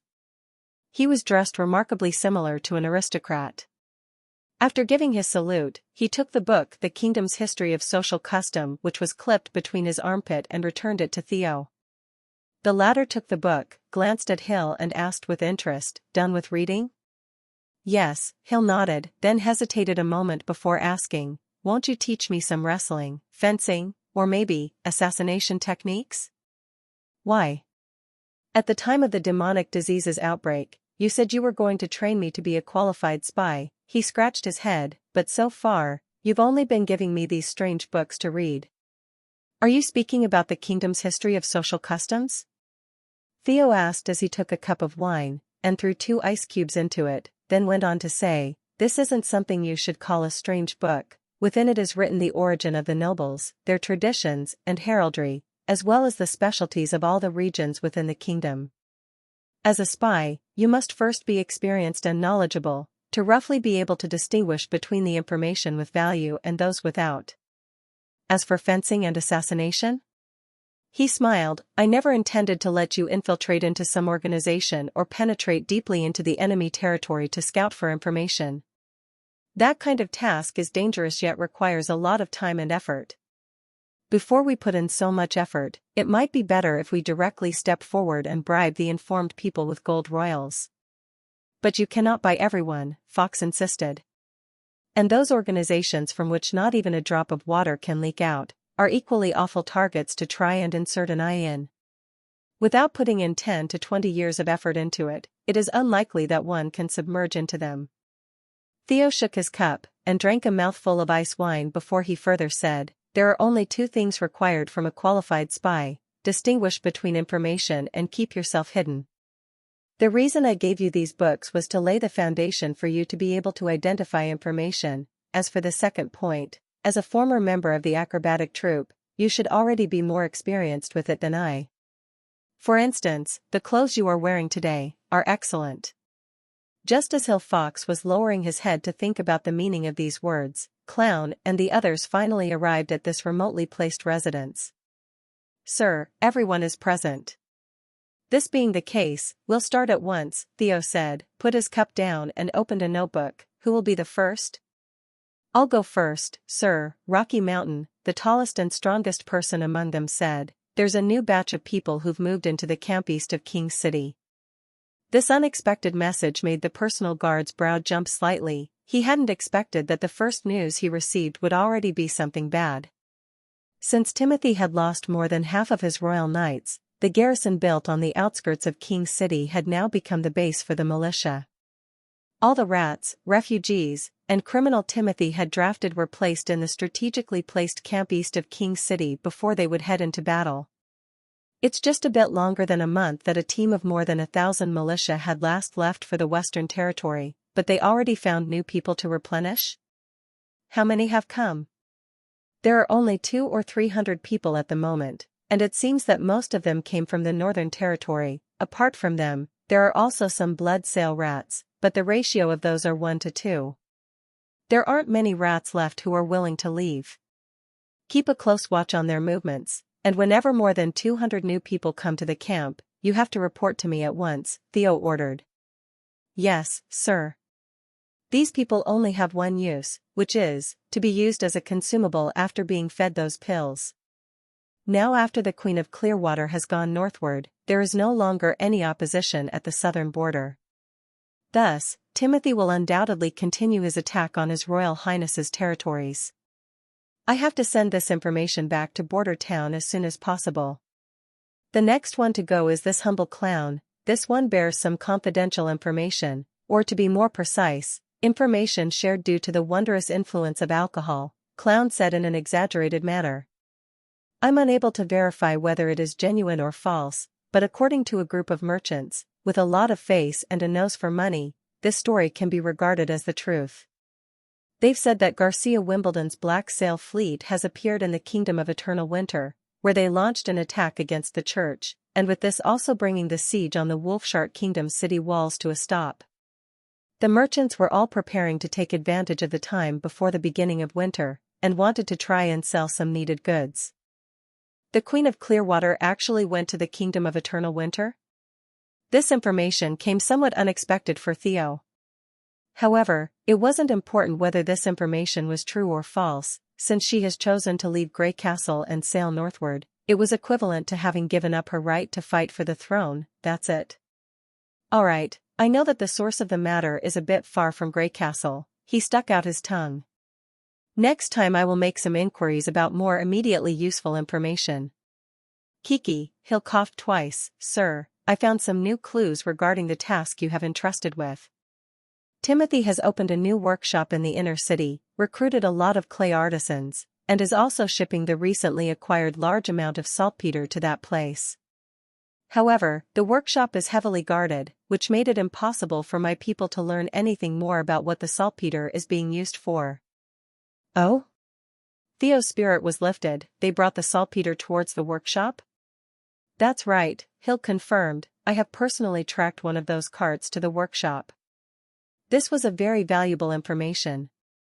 Since Theo had been at His Highness Roland's side for such a long time, he naturally knew that the all-conquering gunpowder was a type of alchemic good, the main ingredient of which was saltpeter. Thus, when he noticed that the king began to acquire the saltpeter from the surrounding tanning fields in large amounts, he'd arranged Hill Fox to go and inquire about its whereabouts and use. Now, after the other side had transferred it to a workshop of the Alchemy Association, their intentions have become very apparent. Taking the next step from alchemic experiments to workshop manufacturing, indicated that they have now grasped the prescription of gunpowder. The priority of this intelligence was even higher than the need to gather new people in the eastern camp. Well done, Theo praised. After the end of the secret meeting, everyone left the mansion in batches. The moment before Hill left, he suddenly turned around and asked, Sir, by doing all of this, will we really be able to topple Timothy from his throne? Of course, the personal guard answered, "Haven't you seen the letter sent by His Highness? Timothy's throne is already shaking."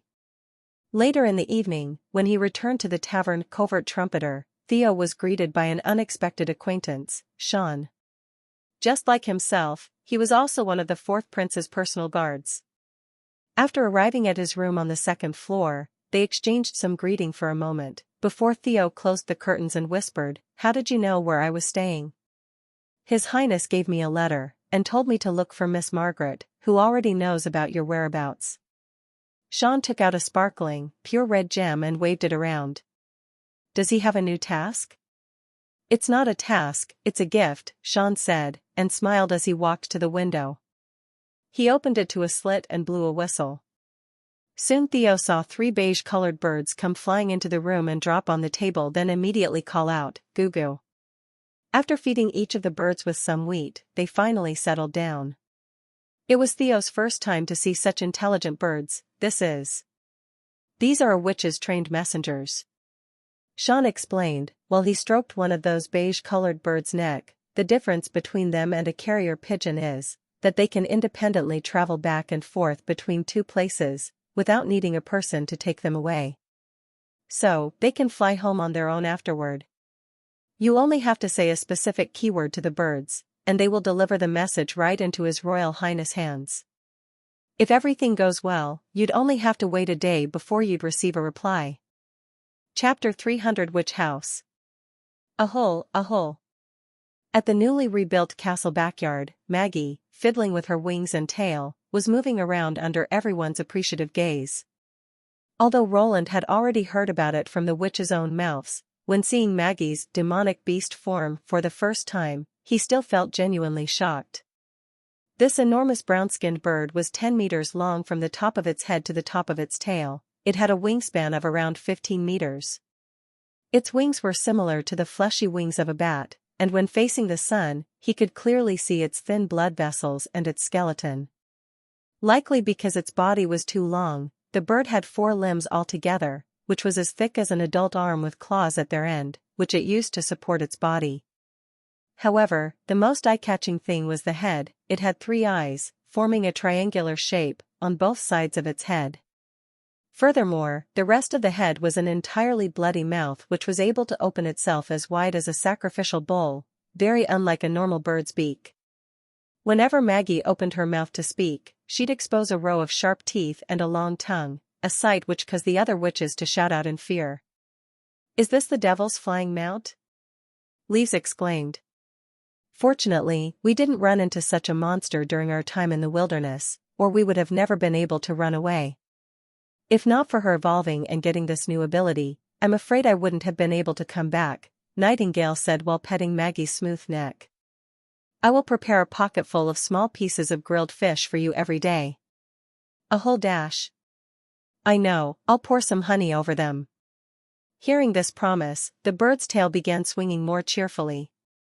"Those fish are obviously all mine," Roland secretly sighed. "Without permission, she just takes the kitchen food to reward others. Don't make it sound as if you were doing something great. Alright, then let us check your new skill according to the old rules." Ahul. After a morning of endless repeating, Roland obtained all the details about Maggie's new beast form. Following the previous convention of magnification, her brown-skinned giant bird form was larger than the original devil's mounts. In addition, her lifting capability was also increased, allowing her to carry 2 witches. However, the flight speed she could maintain when fully loaded was only about 80 kilometers per hour, which compared with lightning was much slower. Anyway, Maggie's strong point was that she had sufficient enough persistence to carry heavy weights without having to reduce the height she was flying at, unlike lightning. At the same time, this new transformation also consumed more magic, but after completely changing into a giant bird, no matter if she was flying at a high or a low altitude, or carrying 1 or 2 people, her magic consumption remained extremely little. The only issue to consider was her own physical power. Nowadays, the amount of magic power Maggie could contain within her body had also increased by a significant margin, allowing her to jump from a place at the bottom of the Witch Alliance to among the middle level. Meaning that she could now change her form 7 to 8 times a day. Apart from this, through Maggie, Roland could confirm one of his previous speculations. The witches' chance to evolve was due to their understanding of their own ability, regardless of whether they grasped this kind of knowledge through learning or in a sudden flash of realization. It could always provoke a change of their ability. This also implied that there existed a possibility for natural evolution. As long as they lived long enough, there would always be one or two lucky ones who could rise above others. When one compared their first ability with their ability after their evolution, it was like comparing heaven and earth, so much that even something rotten could become something mystical. Was that the reason why the church was trying to suppress the wild witches? After consuming lunch, the Lord's Castle area welcomed a major event. After nearly 4 months of construction and decoration, it was finally the day that they would put the witch house to use. Looking at the merely 3-layer building, with less than 50 suits, Roland sighed endlessly. When placed into the future, this kind of house could only be regarded as being at the level of a self-constructed countryside home, but here, it represented the highest degree of architecture in the mainland, not because of its scale, but rather the technology behind it. It was the first house made out of a mix of bamboo-reinforced concrete and bricks. Roland could still remember how Carl, pouring the first column of reinforced concrete, had said to him with all sorts of feeling welled up in his heart, that cement could originally also be used like this, that it can be shaped into any desired form when mixed with cobble, and also be used anywhere in the house. Your Royal Highness, I think it won't be long until the stonemason occupation disappears from the masonry work. Apart from the beams of the roof, all the other floors of the witch house were made out of precast concrete slabs. When he looked at those pieces of concrete slabs with holes in the middle, Roland felt like he'd returned to the time of his childhood. Only back in the 80s could this kind of ancient building material still be seen. However, by the time he was 10, cast-in-place concrete floors had already replaced it, and in time the technique had been completely abandoned. And now in Border Town, the backward technique of precast concrete slabs was once again reborn. The witch house was located on the left side of the castle, forming together the letter L.